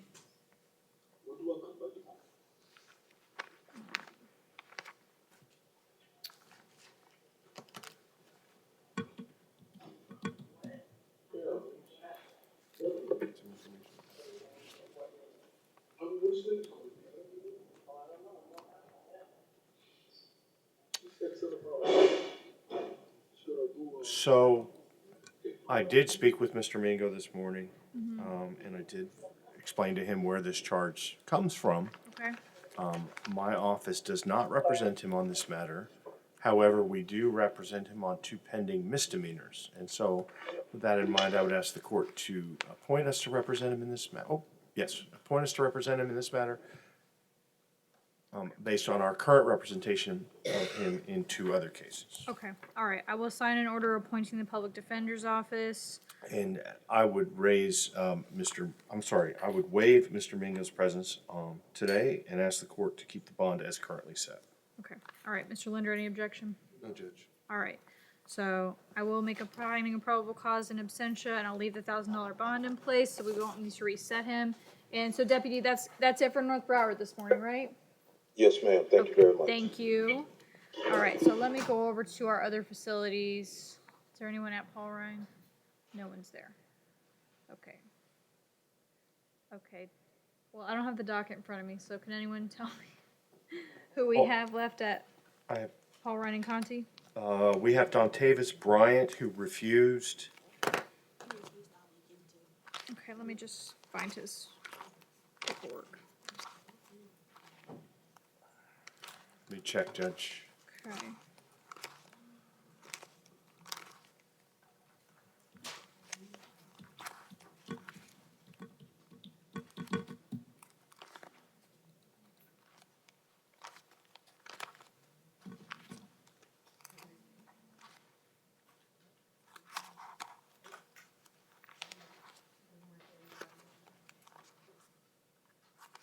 And my office does represent Mr. Bryant on these, I guess these are ad charges. Sheila? Yes. On Bryant, there's 3 charges on the docket, but there's more than that where bonds need to be set. Yep. Yes. And who was already arraigned last Thursday by Judge Merrigan. On these charges? This entire case. Just need to set a bond, Judge. My point is, Your Honor, I imagine on your findings, do you have 3 charges of child neglect? I do. Okay. He's being held no bond, where bonds need to be set on 4 counts of child neglect and 1 count of failure to stop or remain in an accident involving non-serious injury. You are right, according to the KPS that I'm seeing.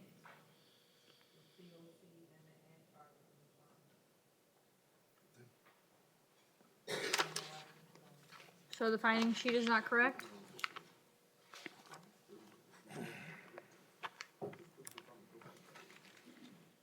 So the booking's not correct and the findings aren't correct? Your Honor, my understanding is whatever's put on the booking sheet, that's what the clerk's gonna put on the findings. Right. Because the first count of child neglect and the leaving the scene wasn't put on added to the booking sheet, Yes. they're only gonna put the 3 counts that are on the booking sheet. Right, so what would you like for me to do? Yes, if you could write in charge 1, child neglect, charge 4, failure to remain at an accident involving non-serious injury. I guess we can go from there. All right. So it's just a 4th charge of child neglect without great bodily harm? Yes. And, Is that being put as count 1? Because I have 10, 11, and 12 on here right now, so does it matter? I think it's, well, let me put it this way, on Odyssey and that counts easy. On Odyssey and BSO Picks, it's charge 1. Okay. The issue is, and I don't, whatever confinement status prefers, in BSO Picks, the failure to remain is charge 4. In Odyssey, it's charge 6. I see 6 on the KPS. So 4.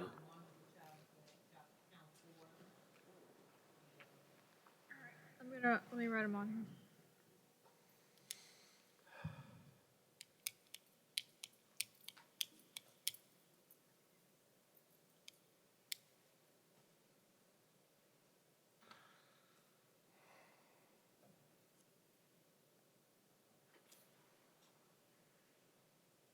Same case number for all of them? It is 2085 CF10A.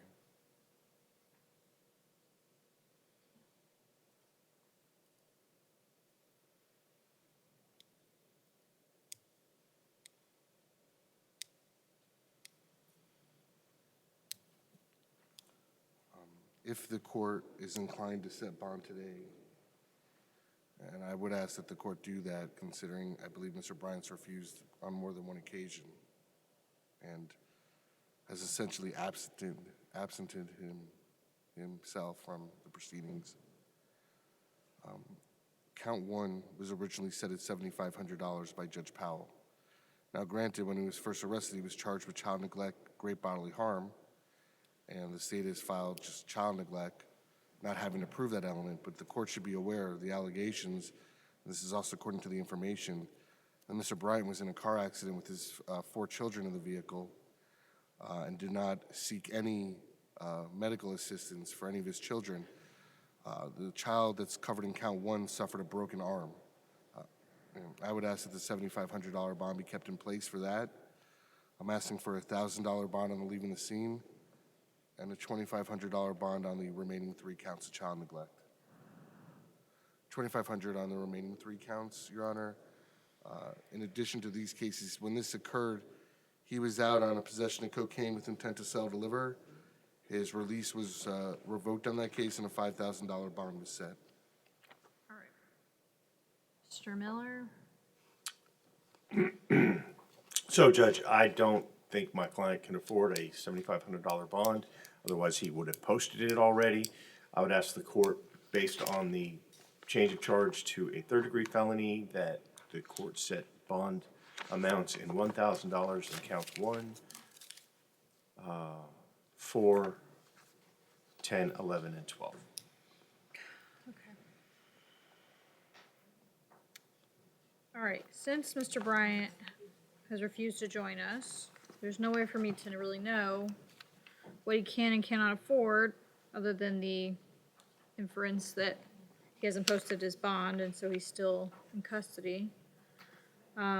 But I believe that those are issues that can be dealt with before his division judge if necessary.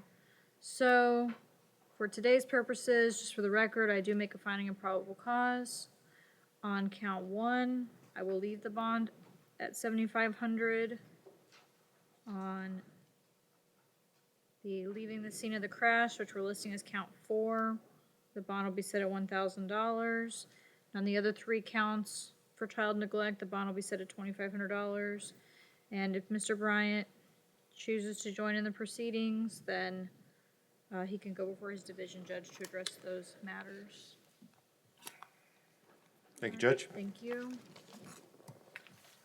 Okay. Yes, ma'am.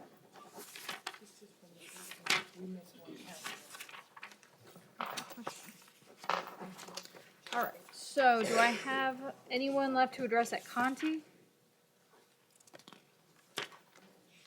Or Paul Ryan? All right, let me go to Maine and see if it's working. No, still out. All right.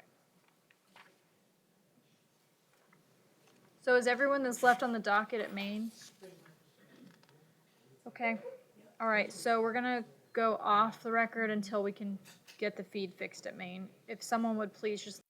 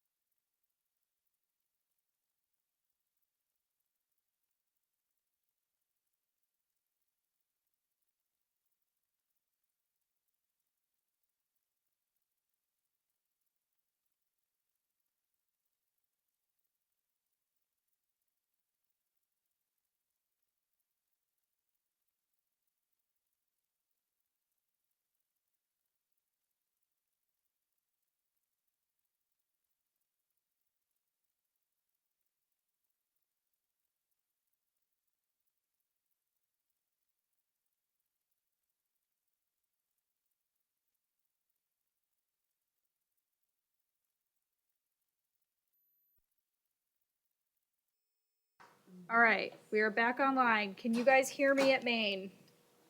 Judge, the volume is very low, but we can see and hear you. Okay, we'll just go with that for now, okay?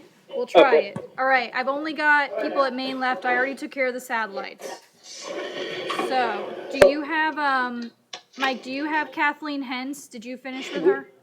I did, Judge. Okay, let's go ahead and bring Miss Hens up.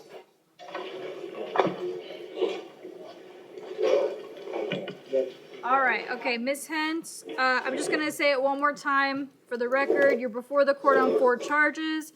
Count 1 is grand theft auto, 2 and 3 are for leaving the scene of a crash involving damage to property, and 4 is an out-of-county misdemeanor hold for Miami-Dade.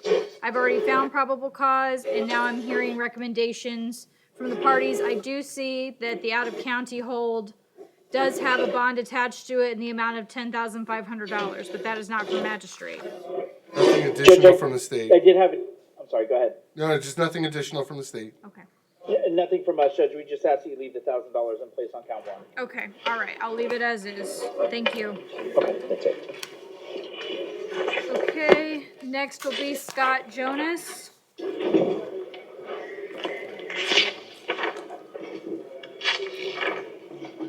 All right, good morning, Mr. Jonas. Good morning. Mr. Jonas, you're before the court this morning on an out-of-state felony hold that is out of the state of New York. I find probable cause. This does have a no bond hold attached to it. Since it is out of state, that means that you will go before the extradition judge probably tomorrow or Thursday so that you can discuss how that's going to be handled. All right, good luck. Thank you. You're welcome. Thank you. Next will be Titus Joseph.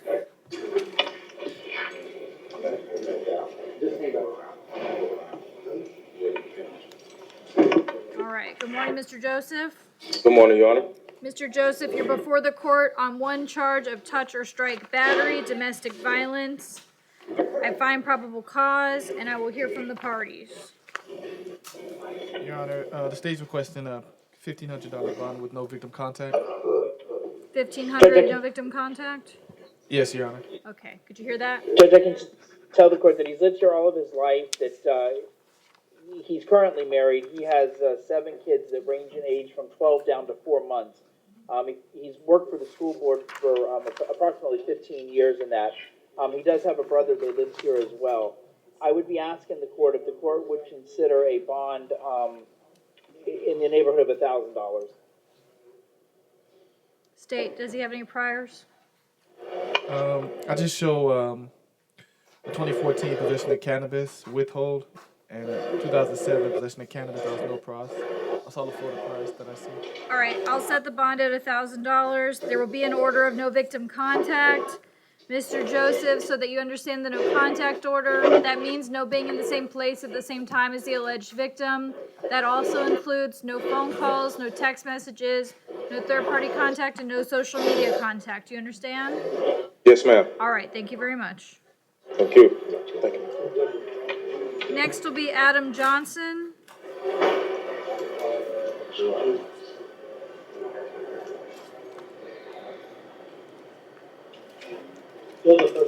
Good morning, Mr. Johnson.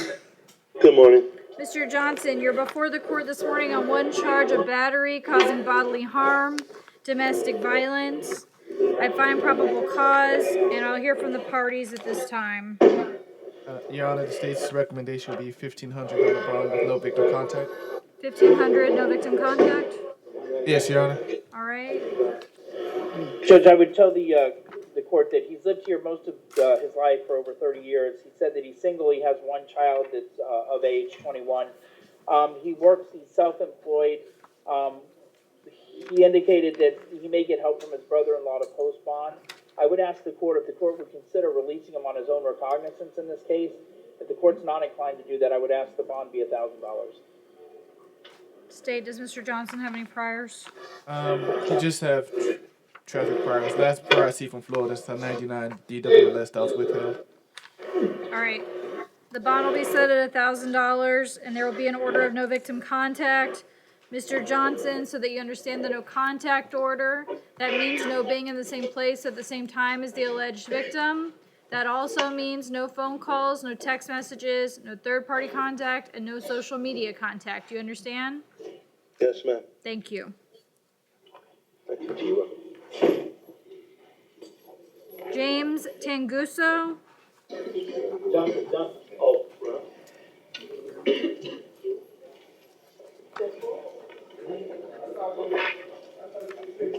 Good morning, Mr. Tanguso. Good morning. You're before the court this morning on one charge of touch or strike battery, domestic violence. I find probable cause, and I will hear from the parties. Your Honor, the state would be requesting a $5,000 bond. Reason for that bond is due to his priors and the facts in this case. He I'm currently sorry, has could you a just- pending. Can you turn the speaker off at Maine just for a moment? Sure. Yeah. He currently has a pending domestic violence battery against the same victim. It's pending right now. Yes, out of Judge McHugh. He had a 2019 domestic violence battery against the same victim. It was no prost, but it was against the same victim. He has a 2017 domestic violence battery, no action was taken. A possession of firearm, no action taken. And 2 counts of resisting without violence, no action taken. So, based on those priors, Your Honor, and the facts in this case, the state would be requesting a $5,000 bond All right. with no victim contact. All right. Thank you. I'll hear from the defense. Judge, I can tell the court he's lived here for 40 years, that he's single, he has one child that's in college. He works as a remodeler, he remodels houses. He does have some money to post bond, not a lot, and he does have family members that live here as well. What we would be asking the court is that the court would consider giving him a $2,500 bond. Based on the fact that he has a case pending right now of the same nature involving the same alleged victim, I'm going to set the bond at $5,000. There will be an order of no victim contact. I don't know if there's a no contact order in the other case or not. But as for this case, Mr. Tanguso, so that you understand the no contact order, that means no being in the same place at the same time as the alleged victim. That also includes no phone calls, no text messages, no third-party contact, no social media contact. Do you understand? Yes, ma'am. All right, thank you. Shamar Nelson. Judge, he's on his way up. We would also be requesting a photo order. That's fine, I'll sign that. Thank you, Judge. Judge, this is a very poorly written probable cause affidavit. I cannot sort out what happened. It seems like there was a struggle over a cell phone, and then there were allegedly lacerations via self-defense. I don't know what any of this means, Judge. I'm asking the court to find no probable cause to hold Mr. Nelson on these charges. Mr. Linder, or excuse me, Mr. Joseph. Sure, give me 1 second, Your Honor. Go ahead.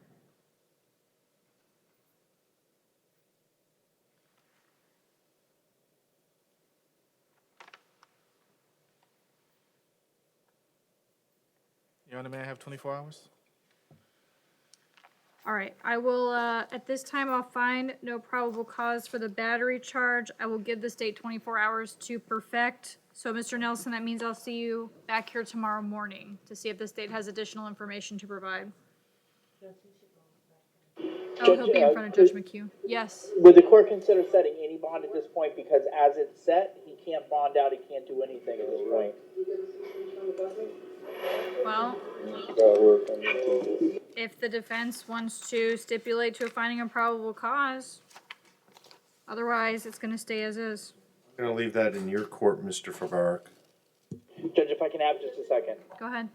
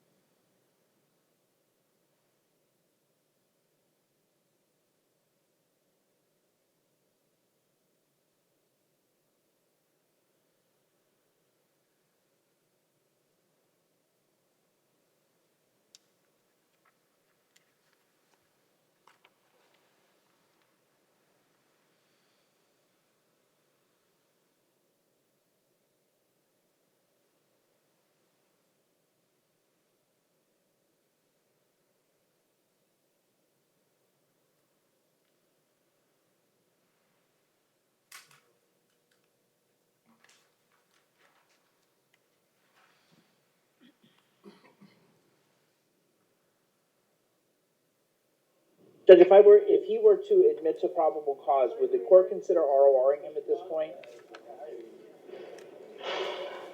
No. Okay, if I can have 1 second. Go ahead.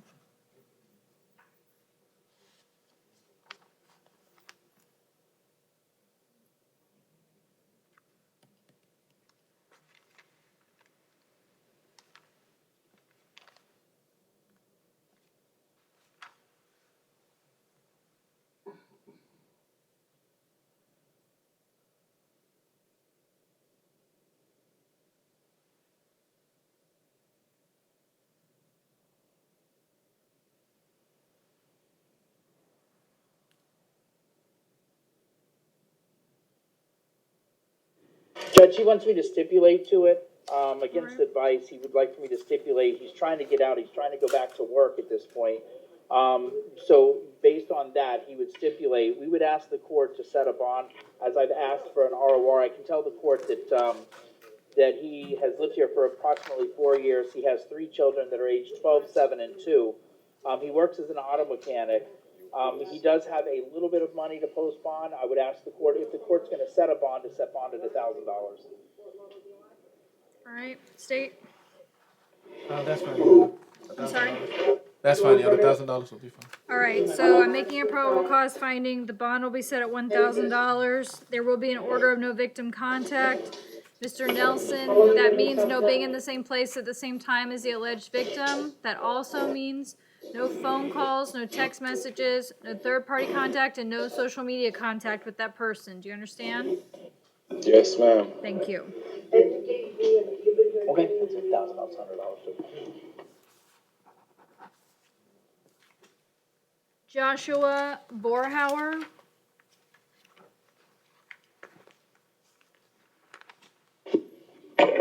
All right, good morning, Mr. Borhauer. Good morning. You're before the court this morning on 1 charge of touch or strike battery, domestic violence. I find probable cause, and I will hear from the parties. Your Honor, the state's recommendation would be $2,000 due to the fact that the act was done in the presence of their minor child, Your Honor. All right, I'll hear from the defense. Judge, I can tell the court that he's lived here for 25 years. He's married with 3 children that they are aged 12, 4, and 2. He was just laid off from his job, so he's very tight as far as money goes. He said that his dad may be able to help him to secure a bond. So based on that, I would ask the court to set bond at $1,000. State, does he have any priors? Yes, he has priors, but the last prior I see here were from 2010. A DWLS, that was a withhold. Manufacturing a cannabis, withhold.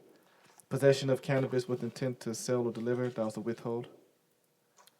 All right. The bond is going to be set at $1,500. There will be an order of no victim contact. Mr. Borhauer, so that you understand, that means no being in the same place at the same time as the alleged victim. If you reside together, that means you're going to have to find someplace else to stay for the time being. The no contact order also means no phone calls, no text messages, no third-party contact, and no social media contact. Do you understand? Yes. Thank you. Pablo Vivanco.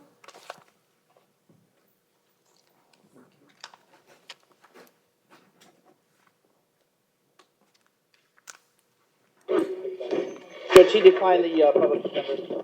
All right. Good morning, Mr. Vivanco. Good morning, Judge. Mr. Vivanco, do you understand that you are entitled to have an attorney represent you for this hearing this morning? Yes. And are you declining the services of the public defender at this time? Yes, ma'am. Okay. All right. For the record, Mr. Vivanco, you're before the court this morning on 2 charges. Count 1 is for aggravated assault with a deadly weapon, domestic violence. Count 2 is touch or strike battery, domestic violence. I find probable cause, and I will hear the state's recommendation at this time. Your Honor, the defendant has a previous battery. It was a down file from an aggravated battery in 2012. Based on the level of violence, I would note this was, it looks like the defendant and the co-arrestee attacked the victim. I believe we'll have the co-arrestee later on the docket. Just for the level of violence, noting according to this, the injuries Mr. Vivanco suffered to his arm and hand were as a result of punching the victim so many times. I'd be requesting a $7,500 bond on count one. I'm sorry, $5,000 bond on count one, $5,000 bond on count two, no victim contact.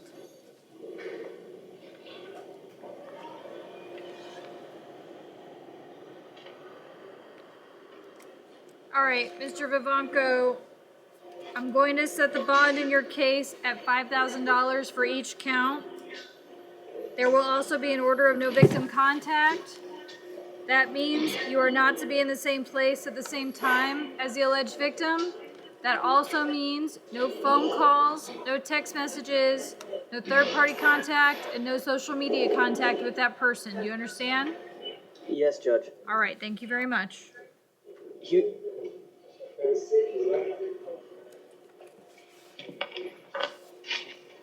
Okay, next is Mark Forcan. Is he still on medical? Looks like he is, Yep, Judge. she's out on medical loan. Okay. Howard Mallory.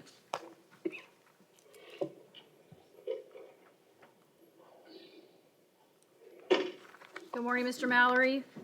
Morning. Mr. Mallory, you're before the court this morning on a misdemeanor capias. This is related to a charge for petty theft. I find probable cause, and I will hear from the parties at this time. Judge, I can tell the court that he wished to resolve the case if possible. The documented offer from the state, Your Honor, is a withhold court cost and no return to the Walmart at 2300 West Atlantic Boulevard. All right, Mr. Mallory, do you understand that offer? Understand the offer. What should, It's a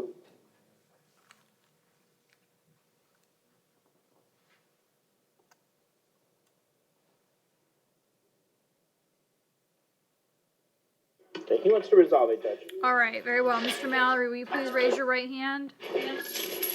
Do you swear or affirm to tell the truth? yes, ma'am. Thank you, and now you can put your hand down.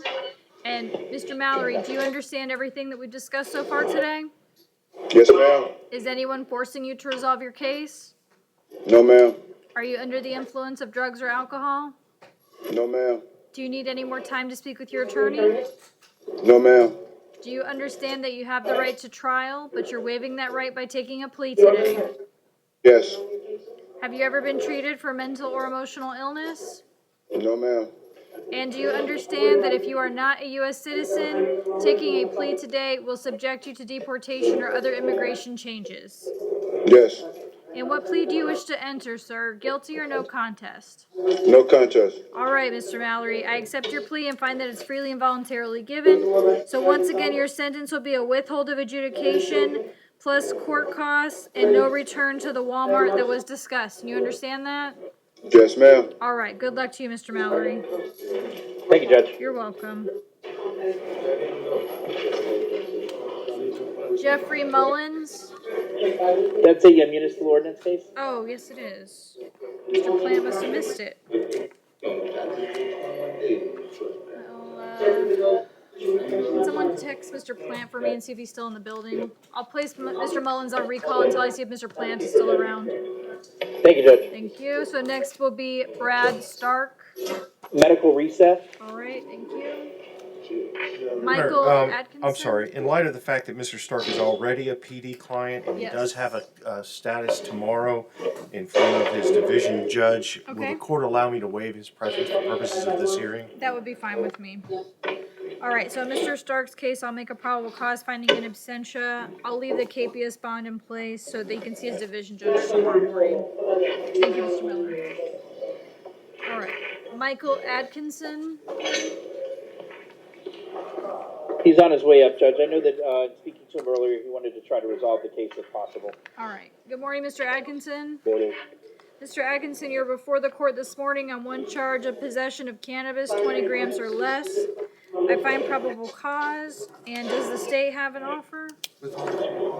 Withholding court costs? Yes. All right. Mr. Atkinson, if you want to resolve the case today, the state's offer is a withhold of adjudication plus court costs. Do you understand that? Yes, ma'am. And do you wish to accept that offer?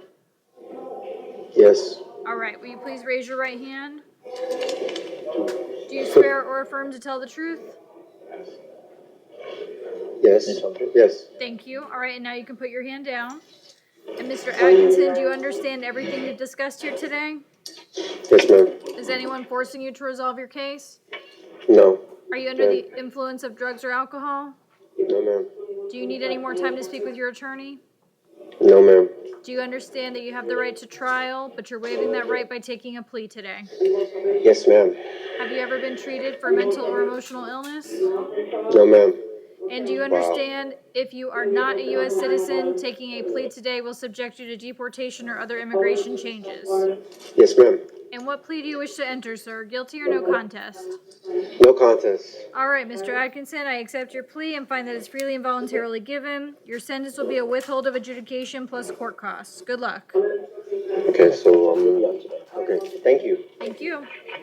Matthew Riskisa?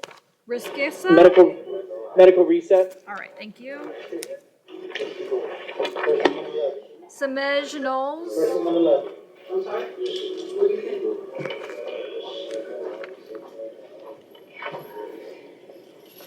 Good morning, Mr. Knowles. Mr. Knowles, you're before the court this morning on one charge of trespassing on property not a structure or conveyance. I find probable cause, and I will hear from the parties. What did you say? Judge, he indicated that he'd like to try to resolve this morning if he could. The offer is 10 days Broward County Jail. He's got 15 arrests in the past year.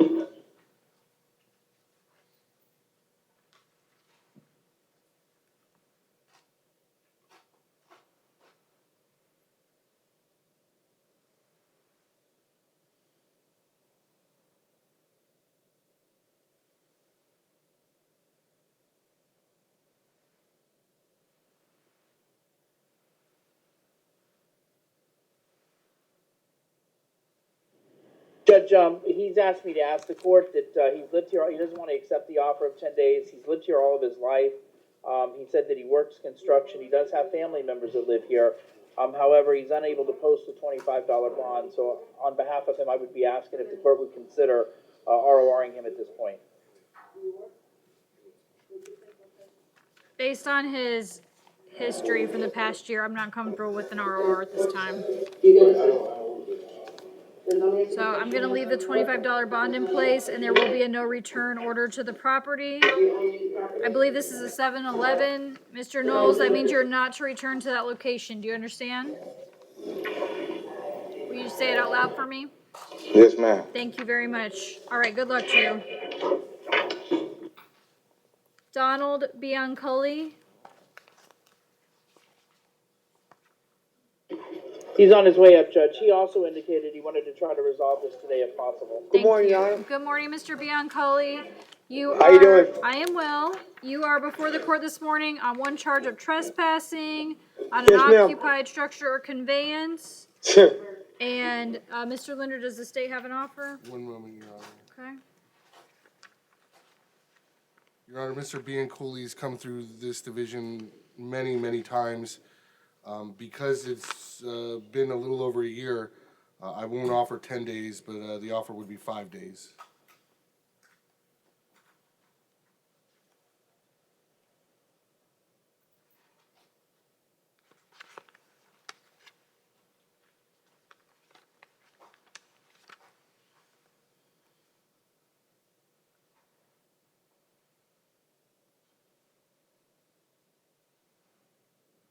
Judge, he wishes to accept the state's offer of 5 days. All right.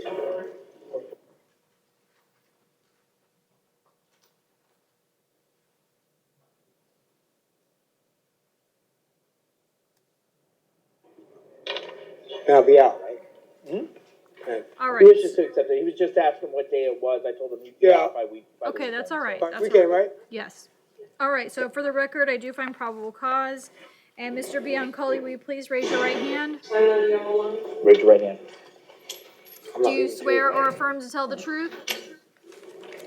Yes. Okay, and now you can put your hand down. And Mr. Biancoli, do you understand everything we've discussed here today? I'm not supposed to go back over there no more, right? That is part of it, yes. okay? I can't go in that, I can't go in that shop seven ever again, That's right? correct. That is correct. No problem. All right, very good. And Mr. Biancoli, is anyone forcing you to resolve this case? Nope. All right, are you under the influence of drugs or alcohol? No, All right, and do you need any more time to speak with your attorney? I'm good. Okay, do you understand that you have the right to trial, but you are waiving that right by taking a plea? Yes, ma'am. Hey, ma'am, Yeah. so I get on, after tomorrow I get out, right? You're gonna have, it'll be 5 days total, so I don't know how many days you've been in so far. So it'll have to be calculated. Explain to me. Judge, one more second. Go ahead.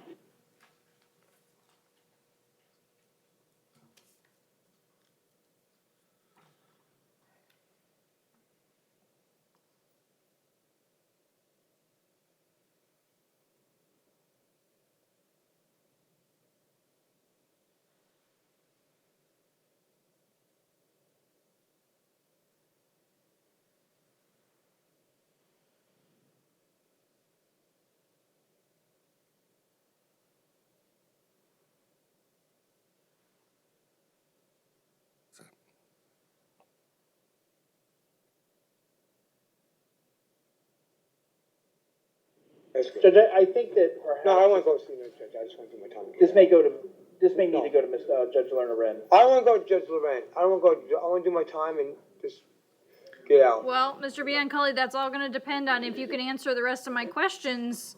Okay, I'll answer all your questions, I promise. Because, I wanna see another, all right, hold Okay, go ahead. on. And just Sorry. for the record, I'm saying that because if Mr. Biancoli does not want to go to Judge Lerner Wren, my understanding is that he will not be kept in her division. So if we can Right. address it now, then I will try. If I cannot, then we'll see what we're gonna do. I wanna see Judge Loren. Okay. Tell us this. All right. Okay.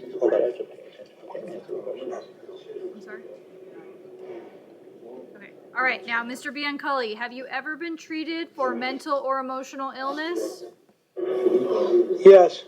All right. Is there anything about that illness today that impacts your ability to accept this plea? No. All right. Do you understand if you are not a U.S. citizen, taking a plea today will subject you to deportation or immigration changes? Yes, ma'am. And what plea do you wish to enter, guilty or no contest? No contest. All right, I accept your plea and find that it's freely and voluntarily given. And once again, your sentence will be an adjudication with 5 days in the Broward County Jail. You will get credit for time served, and it will be up to the clerk's office in the jail to calculate exactly how that comes out, all right? All right, good luck, sir. And there is a no return order as we discussed.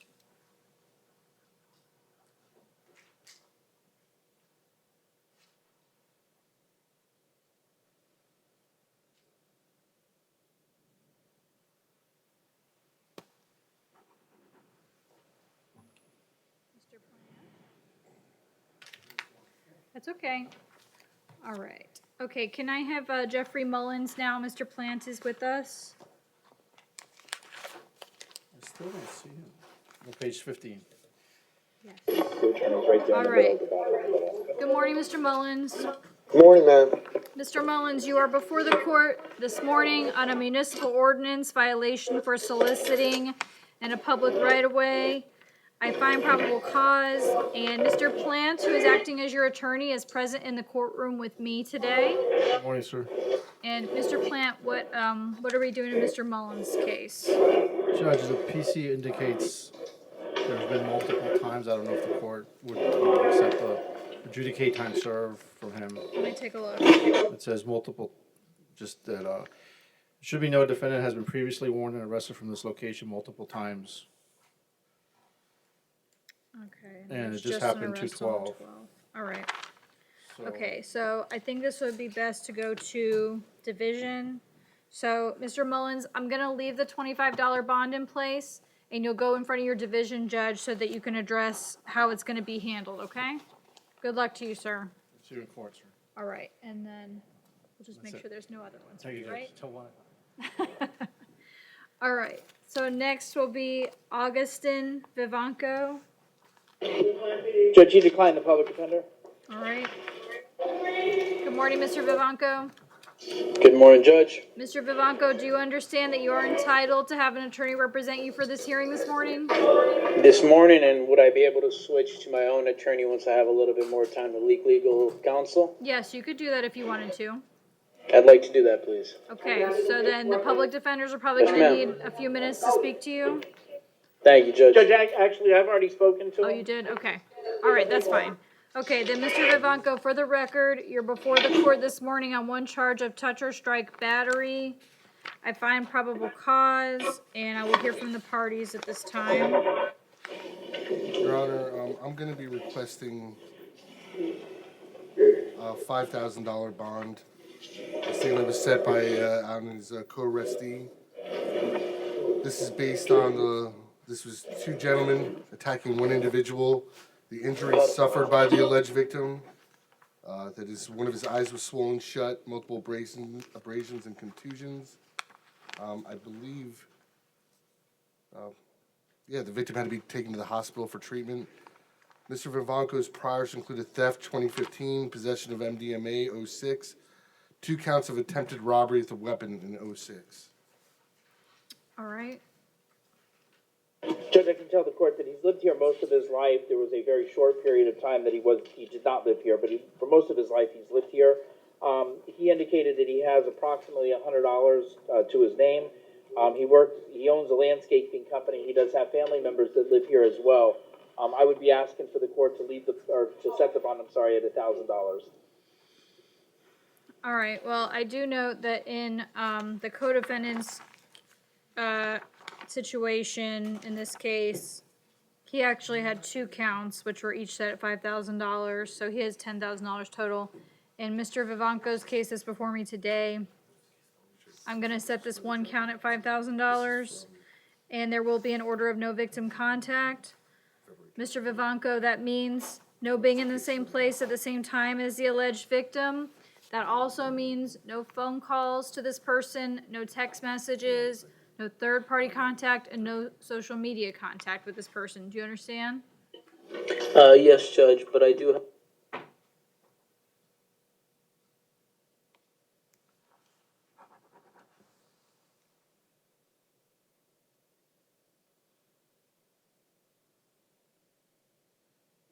Judge, I answered his question. Okay, thank you. Good luck, Mr. Vivanco.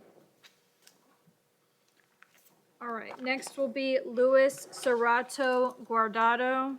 Judge, we're just here on count 2 today? Yes. I'm just gonna cross out count 1 on my finding sheet. All right. Good morning, Mr. Serrato. Good morning. I need an interpreter. Judge, he's indicated he needed a Spanish interpreter. If the court wants, we can reset him for 1 o'clock this afternoon. Yeah, we're gonna set him on the afternoon docket. Thank you, Judge. Thank you. All right, ladies, will you hold this for me for the PM docket? Thank you very much. Okay, next is gonna be Benjamin Davis.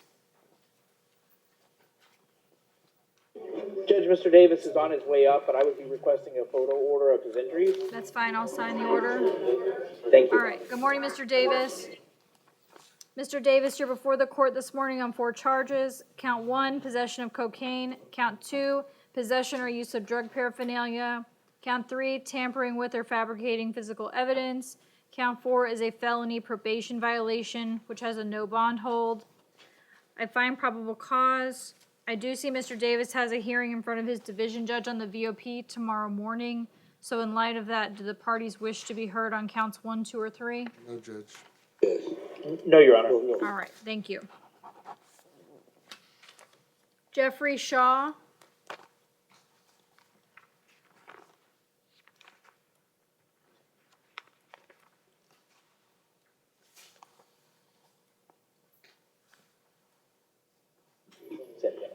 All right. Good morning, Mr. Shaw. Mr. Shaw? All right. Yes. Good morning, Mr. Your Shaw. Honor. All right, Mr. Shaw, you were before the court this morning on 1 charge. This is a violation of parole. I find probable cause. And Mr. Shaw, since this has a no bond hold, that means you'll go before the parole board in order to address the issue with them, all right? Good luck to you, sir. Your Honor, Yes. when would that be? I'm sorry? When would that be? I have 11 days left on parole. Do we know what his timeline's gonna be? This is Mr. Jeffrey Shaw. It's up to the Department of Corrections. I'm off parole March the 1st, ma'am. All right, so, sir, it'll be up to the Department of Corrections to come get you and to arrange for that, so I can't give you a timeline on that right now, okay? Good luck. Sean Eggert.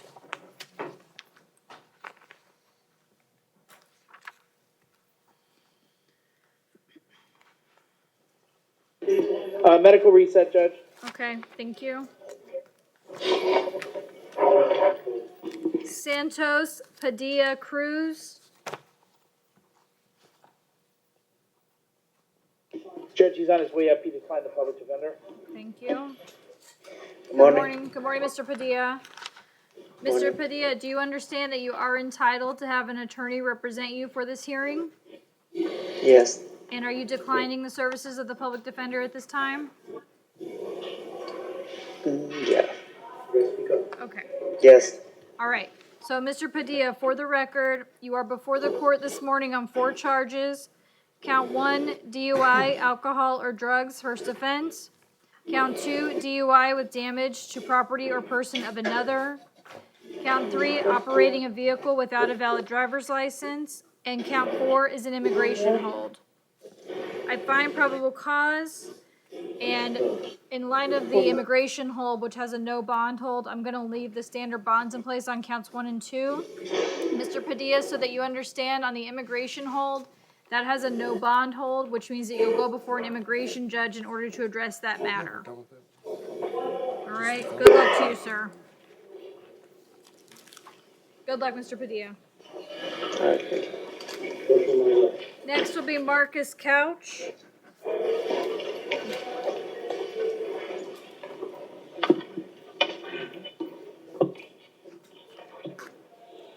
Good morning, Mr. Couch. Mr. Couch, you're before the court this morning on 1 charge of trespassing on a construction site. I find probable cause, and I'll hear from the parties at this time.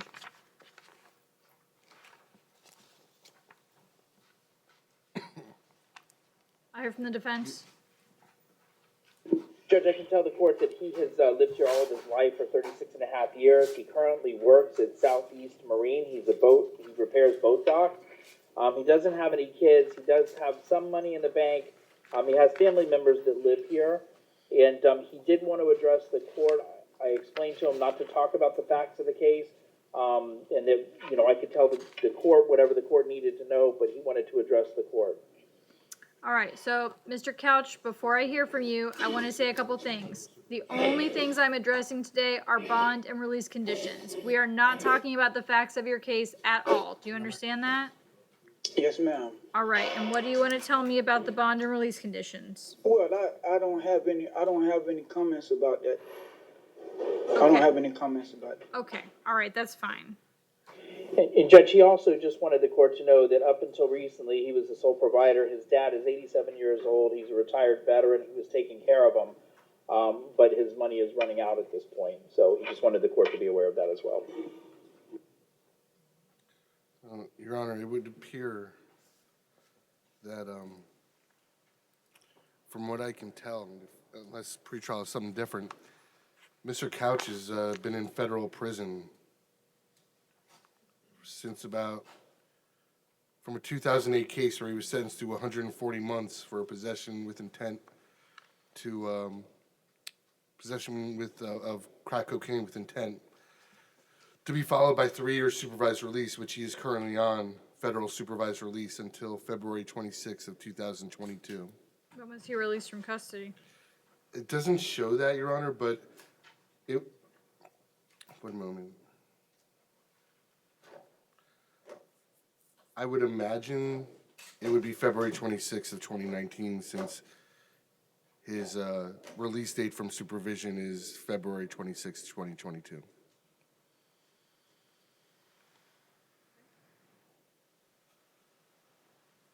All right, for today's purposes, I'm gonna leave the bond in place. There will be a no return order to the location of incident. Mr. Couch, that means that you're not to return to that location. Do you understand that? Yes, ma'am. All right, thank you. And Judge, I'm sorry, what was the bond set at? I didn't catch It's the standard bond, it's $500. All right, next will be Matthew Watkins.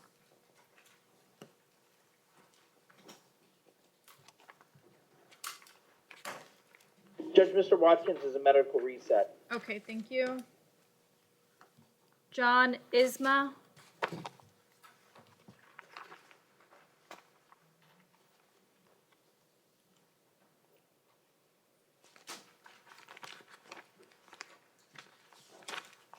Good morning, Mr. Isma. You're before the court this morning on 3 charges. Count 1 is for burglary of an unoccupied dwelling unarmed. Count 2, burglary of an occupied dwelling unarmed. And count 3 is second-degree petty theft. I find probable cause, and I'll hear from the parties. Your Honor, I'm requesting a $10,000 bond on count 1, a $15,000 bond on count 2, the burglary of the occupied dwelling, pretrial release of the GPS monitor. I do have a concern with respect to Mr. Isma as far as the property in the community and residents in the community, as he has shown there appears to be a pattern here.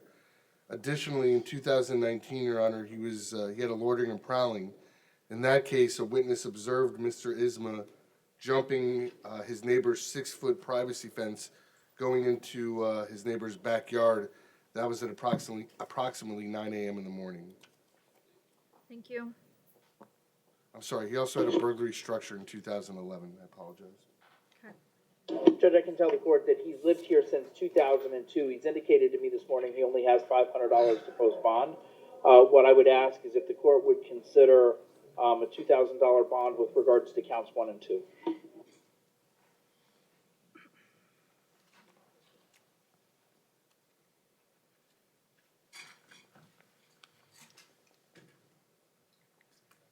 The bond on count 1 is going to be set at $5,000. The bond on count 2, $7,500. Standard bond will remain in place on count 3. If Mr. Isma does post his monetary bond, he will be placed on pretrial supervision with a level 2 GPS monitor. There will also be orders of no victim contact and no return. Mr. Isma, so that you understand those orders, that means that you are not to return to the alleged locations. That also means you're not to have any contact with the alleged victims, no being in the same place at the same time, no phone calls, no text messages, no third-party contact, and no social media contact. Do you understand that? You could tell me.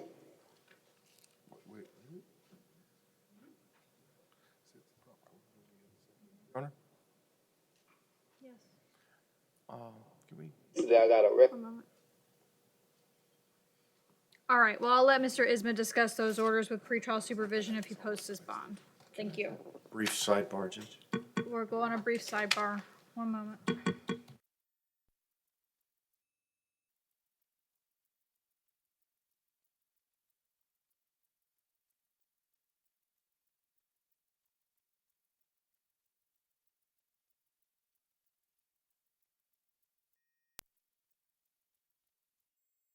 All right, we're back on. The order for an evaluation that was requested for Mr. Isma by the Public Defender's Office, I'm going to grant that request and sign an order. Next will be Mark Desir. All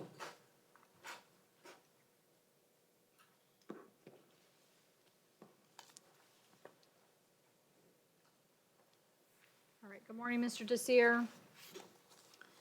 You're before the court this morning on 6 charges. Count 1, burglary with assault or battery. Count 2, touch or strike battery. Count 3, battery on an officer, firefighter, or EMT. Count 4, resisting an officer, obstructing with violence. Count 5, criminal mischief, $200 or less. Count 6, obstructing or depriving of means to protect or communicate.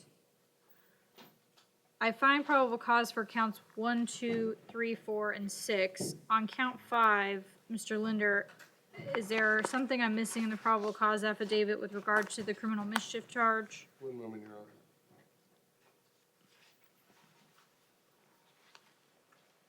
Yes, he broke the officer's sunglasses. Last page. Okay, I do see that. Okay, I do see that. All right, then I find probable cause for all 6 charges, and I will hear from the parties at this time. One moment, Your Honor. Okay.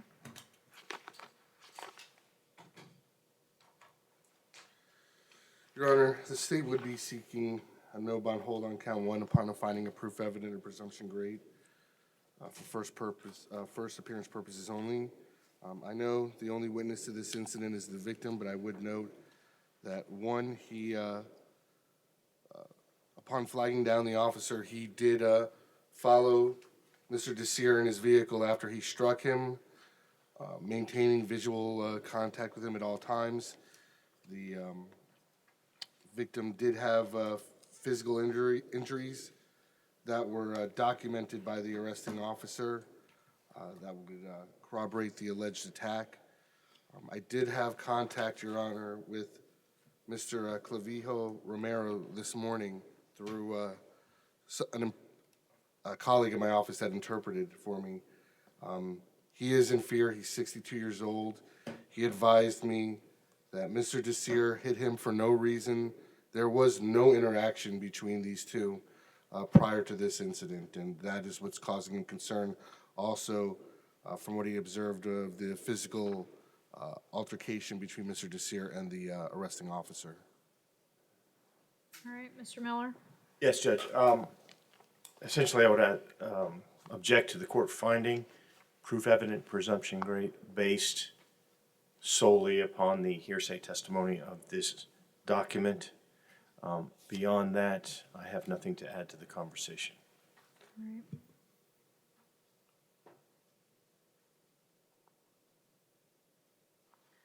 All right, based on the allegations and the probable cause affidavit, at this time, the court's going to make a preliminary finding of proof evident presumption great and order that Mr. Desir be held no bond on count 1. That is without prejudice for him to have a hearing before his division judge to further address that matter if necessary. At this time, I will hear from the parties with the recommendation as to counts 3, 4, and 6. Your Honor, on the remaining counts, I'd be requesting $1,500 on count 3, $500 on count 4, $1,000 on count 6. Additionally, no victim contact. The only other concern that I have that I have not already raised, it would appear Mr. Desir has limited, if any, ties to the community. It shows his residence is in Orlando. I've checked in DHSMV. He's updated his identification card 4 times since 2015, always with a different address in Orlando. All right. Does the defense wish to add anything?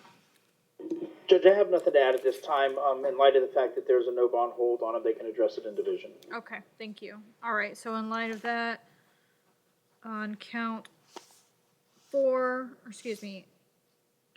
will be set at $1,500. Count 4 is going to be set at $500.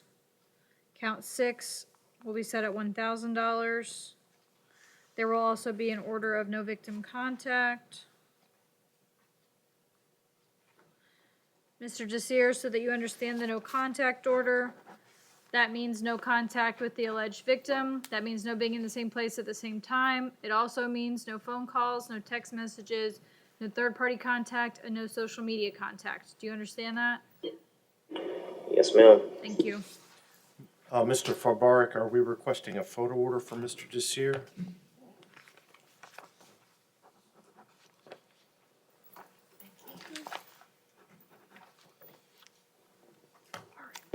Judge, we would be requesting a photo order. That's And fine. Judge, I'm asking also for a photo order for Joanne Royster. She came through bond court last week. That's fine. Thank you, Judge.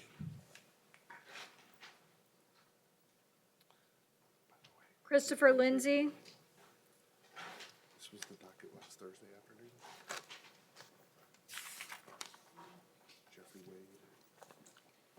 Good morning, Mr. Lindsay. You're before the court this morning on 2 charges. Count 1, aggravated assault with a deadly weapon without intent to kill. Count 2, touch or strike battery. I find probable cause, and I'll hear from the parties at this time. Your Honor, one moment. Okay. I got it.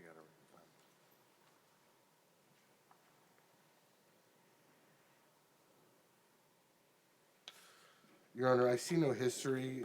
That being said, based on the level of violence alleged, in the totality of the circumstances, I'm requesting a $10,000 bond on count 1, no victim contact, noting that according to the officer or the deputy that wrote the affidavit, there were 2 witnesses on scene, and they both gave sworn statements. All right, I'll hear from the defense.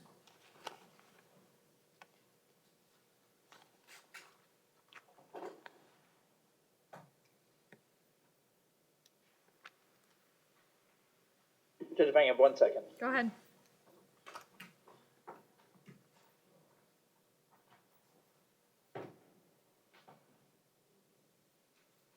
I wrote.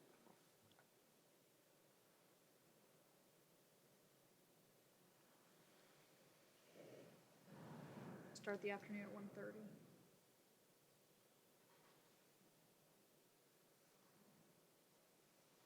She doesn't leave a damn number there.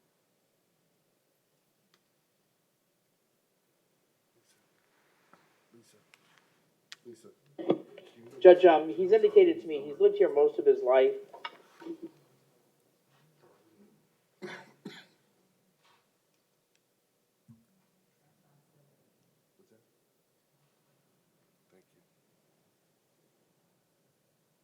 Judge, apparently this incident took place at his house, so it's not like he was out there looking for trouble. What I would tell the court is he does have family members here. He's lived here most of his life. He was in Georgia for a very short period of time, but he has lived here most of his life. He indicated that he can only afford about $100. So we would be asking for count 1 to be set at $1,000, and count 2, the ROR to remain.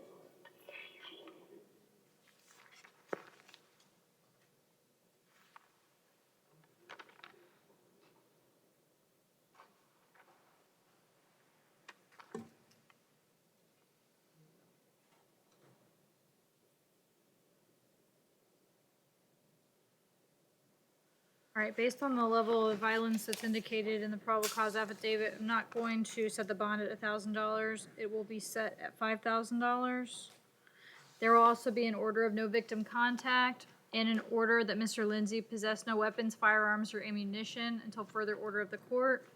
Mr. Lindsay, so that you understand those 2 orders, the no contact order means no being in the same place at the same time as the alleged victim. That also includes no phone calls, no text messages, no third-party contact, and no social media contact with that person. And with regard to the other order, that means if you are in possession of any weapons, firearms, or ammunition, they are to be surrendered to local law enforcement until further order of the court. Do you understand that? Yes, ma'am. Thank you. Mr. Fabarik, Yes. are we requesting a photo order for Mr. Lindsay? No, we're not. Thank you, though. Next will be Shane Nixon.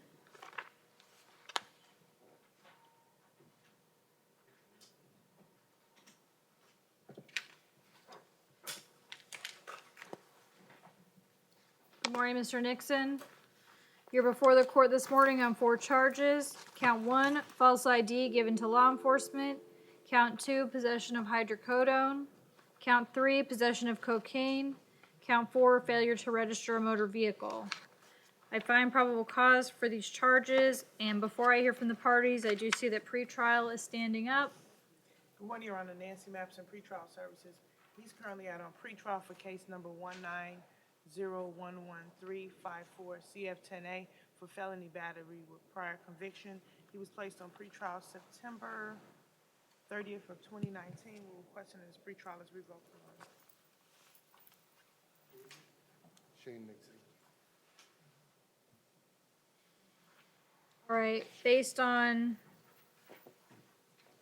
the request, I'm gonna grant pretrial's request to revoke Mr. Nixon's pretrial services. And once again, the case number on that matter is 19011-354 CF10A. And at this time, I will hear the parties' recommendations as to bond in both the case that was on pretrial as well as the current case. Judge, I'm asking the court to reconsider the finding of probable cause in count one. I know it's one of the least of his worries. However, it does appear that he recanted before the law enforcement officer did any substantial work in the case. And so I would ask the court to find no PC for that charge. That's fine, Judge. All right. I'll find no PC for count one. Your Honor, on the new charges, I'm not asking that the bonds be modified. Okay. My recommendation on the case that the court has revoked pretrial on is that he be held no bond. First, since considering it's a domestic violence case, Yes. I think any bond that should be set at this point should be heard by Judge Allspector, allowing both parties the opportunity to present testimony, evidence, any witnesses. Also, the court should know, Mr. Nixon, thank you, in 2012 was convicted of felony battery, great bodily harm, violated probation, and was sentenced to a year and a day state prison as a habitual offender. In 2012, he had another felony battery due to priors, and he was sentenced to 2.5 years in state prison. Here, look. And Judge, I apologize, what did the court rule with regards to the other case, the 19 case? With regards to bond? I've revoked his pretrial services. The state is recommending that he be held no bond on that case. And Judge, I know that Mr. Miller, I believe, asked that you reconsider that. I can tell the court that he's lived here for 15 years. He has $3,300. He can only afford about a $300 bond. I understand that with the new case, I would ask that the bonds be left in place as is. But with the court's understanding also that he probably can't afford more than a $1,000 bond with regards to the other case. All right, what I gave reconsideration to is in the new case, count one, which is the false ID charge, I found no probable cause, and he's being ROR'd on that count. I'm gonna leave the standard bonds in the new case, besides count one, in place. On the old case that pretrial has been revoked on, And I only want to interrupt to let the court know that Lloyd Greenblatt is the attorney of record on the case that's being revoked. okay, thank you. All right, in that case, I'm gonna order that Mr. Nixon be held no bond. I do believe that it would be more appropriate for him to have a hearing in front of Judge Allspector in that case, especially in light of the fact that he has counsel. They can address it with the division judge. All right, thank you. Next will be Tavari Igus.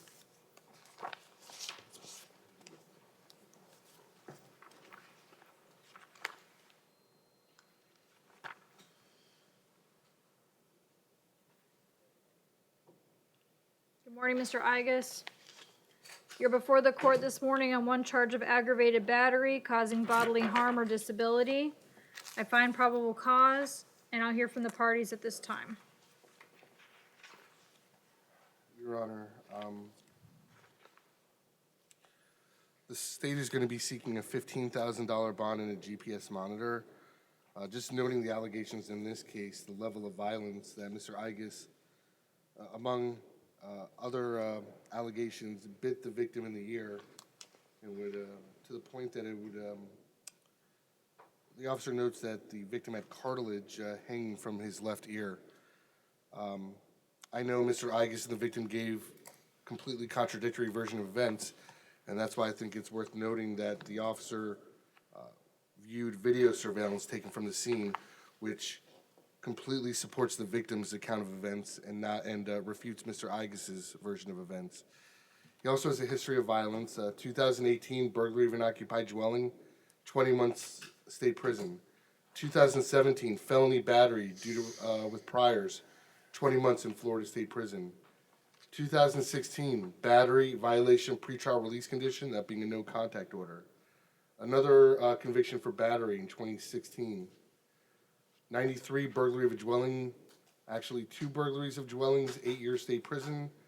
Grand theft, 5-year state prison. And arson of a structure with burglary, 8-year state prison. Thank you. Judge, just so the court knows, he's lived here approximately 30 years. He indicated he has no money at all at this point. He does have family members that live here. He indicated to me that there was a previous situation with this victim, apparently a few days prior, that he feels that this may be a revenge type thing. That person was never arrested, but he did call the police. The police were involved in that. And so he just wanted the court to know that it may not be what it seems. So with regards to the police report today. So he wanted the court to know that, but I can tell the court he has no money at this point. I would just ask that you take that into consideration and set bond as low as possible. Well, I'll take that into consideration with the note that, as was referenced already, the probable cause affidavit does include statements that there was video surveillance footage that was reviewed by the officer when drafting the probable cause affidavit, which supported the victim's version of events, including the allegations of violence in this case. So, based on the circumstances taken together, I'm going to set the bond at $15,000. If Mr. Igus does post the monetary bond, he will be placed on pretrial supervision with a level 2 GPS monitor. There will also be an order of no victim contact. Mr. Igus, so that you understand the no contact order, that means no being in the same place at the same time as the alleged victim. Since you'll have a GPS monitor, that includes a 500-foot stay away from that person. The no contact order also means no phone calls to that person, no text messages, no third-party contact, and no social media contact with that person. Do you understand, sir? Yes, ma'am. Thank you. Edward Lonan. Reset. Okay, all right. That's a medical reset, Judge. Okay. So which is, That's fine. Thank you. All right, next will be Wilkins, an alien. Judge, I'm sorry, who was it? Wilkins, an alien. He's a medical reset. Thank you. Robert Paul. He bonded? All right. Okay, and Quentin Jackson. I think he's on loan. Is he medical? Yep. All right. All right, so that's bringing us to the end of our morning docket. The afternoon docket will start at 1:30 today. All right, thank you, everyone. Thank you, Judge.